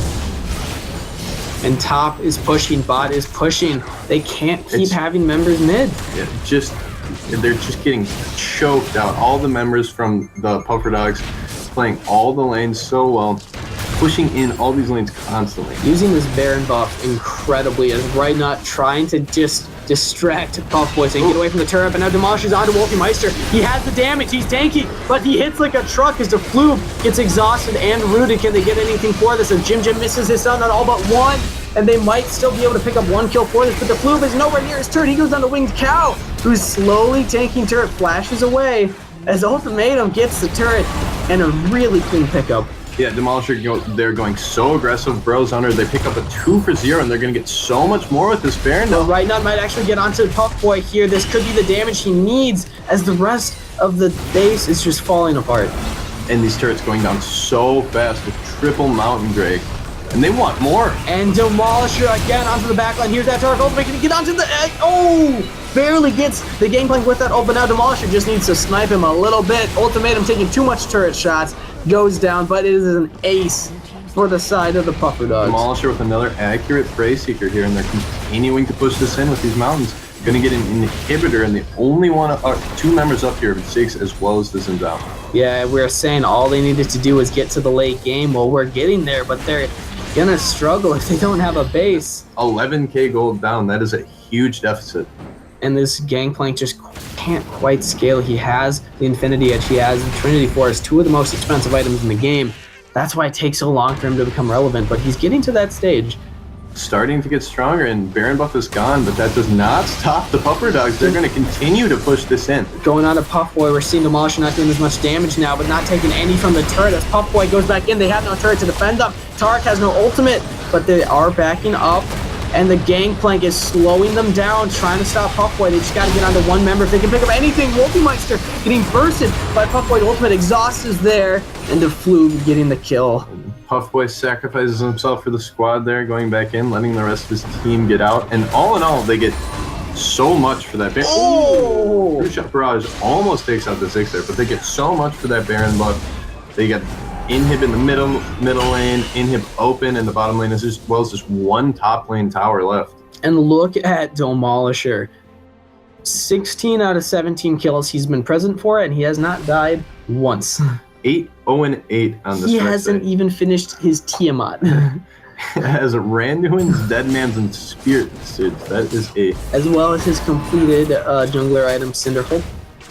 So he's definitely showing up big here, giving literally a potato run for his money, being 18-1 and or 19-1 last game. He's saying, hey, well, half the kills, but I didn't die. So.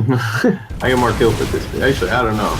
Probably close. But the game is not over, so hopefully it will get more and more bloody as the Flu might get caught out by Demolisher and Papa and a failed ultimate from Swagnarok didn't quite land the Chain of Corruption. And Pupperdogs looking to get vision of this Baron area. Baron is up in 45 seconds. They want to pick up that Scuttle Crab and maybe looking to engage here even.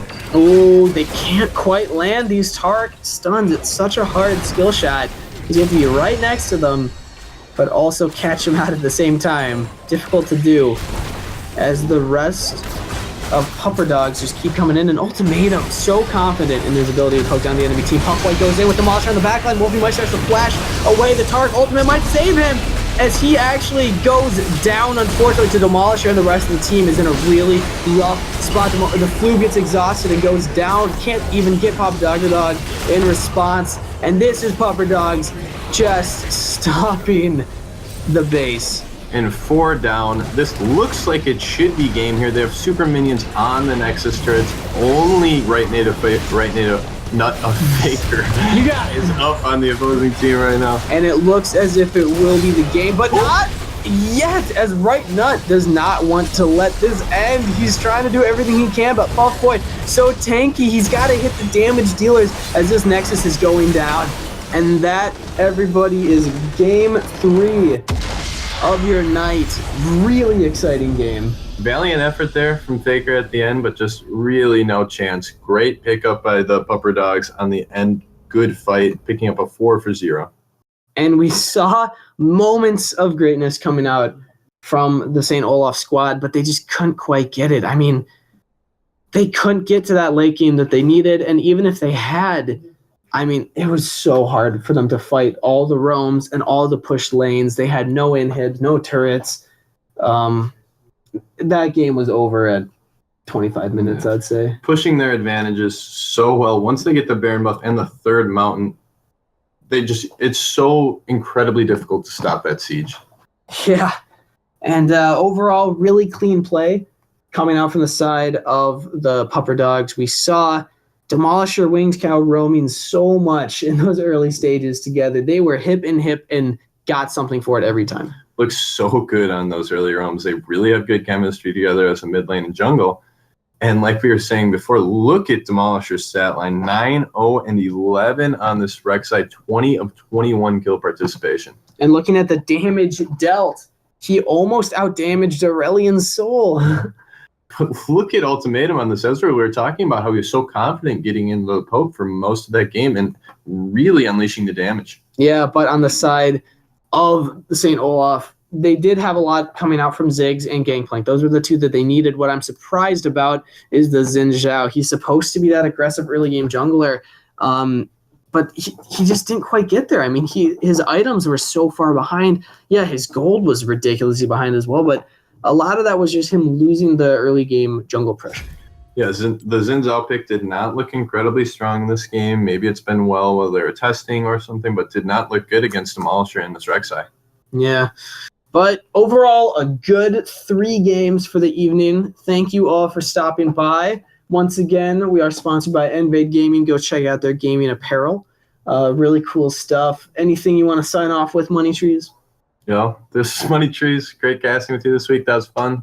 See you next week. Absolutely. And now, don't forget, next Tuesday will be a pretty hype game as well. We got, again, the Chicken Chasers playing against UMN A-Team. So that's the game I'm excited to watch. I'm hyped for the most. Duluth and Twin Cities kind of having a rivalry between each other. So it'll be cool to see those two teams face off. So stick around for that. And for now, take care, everybody.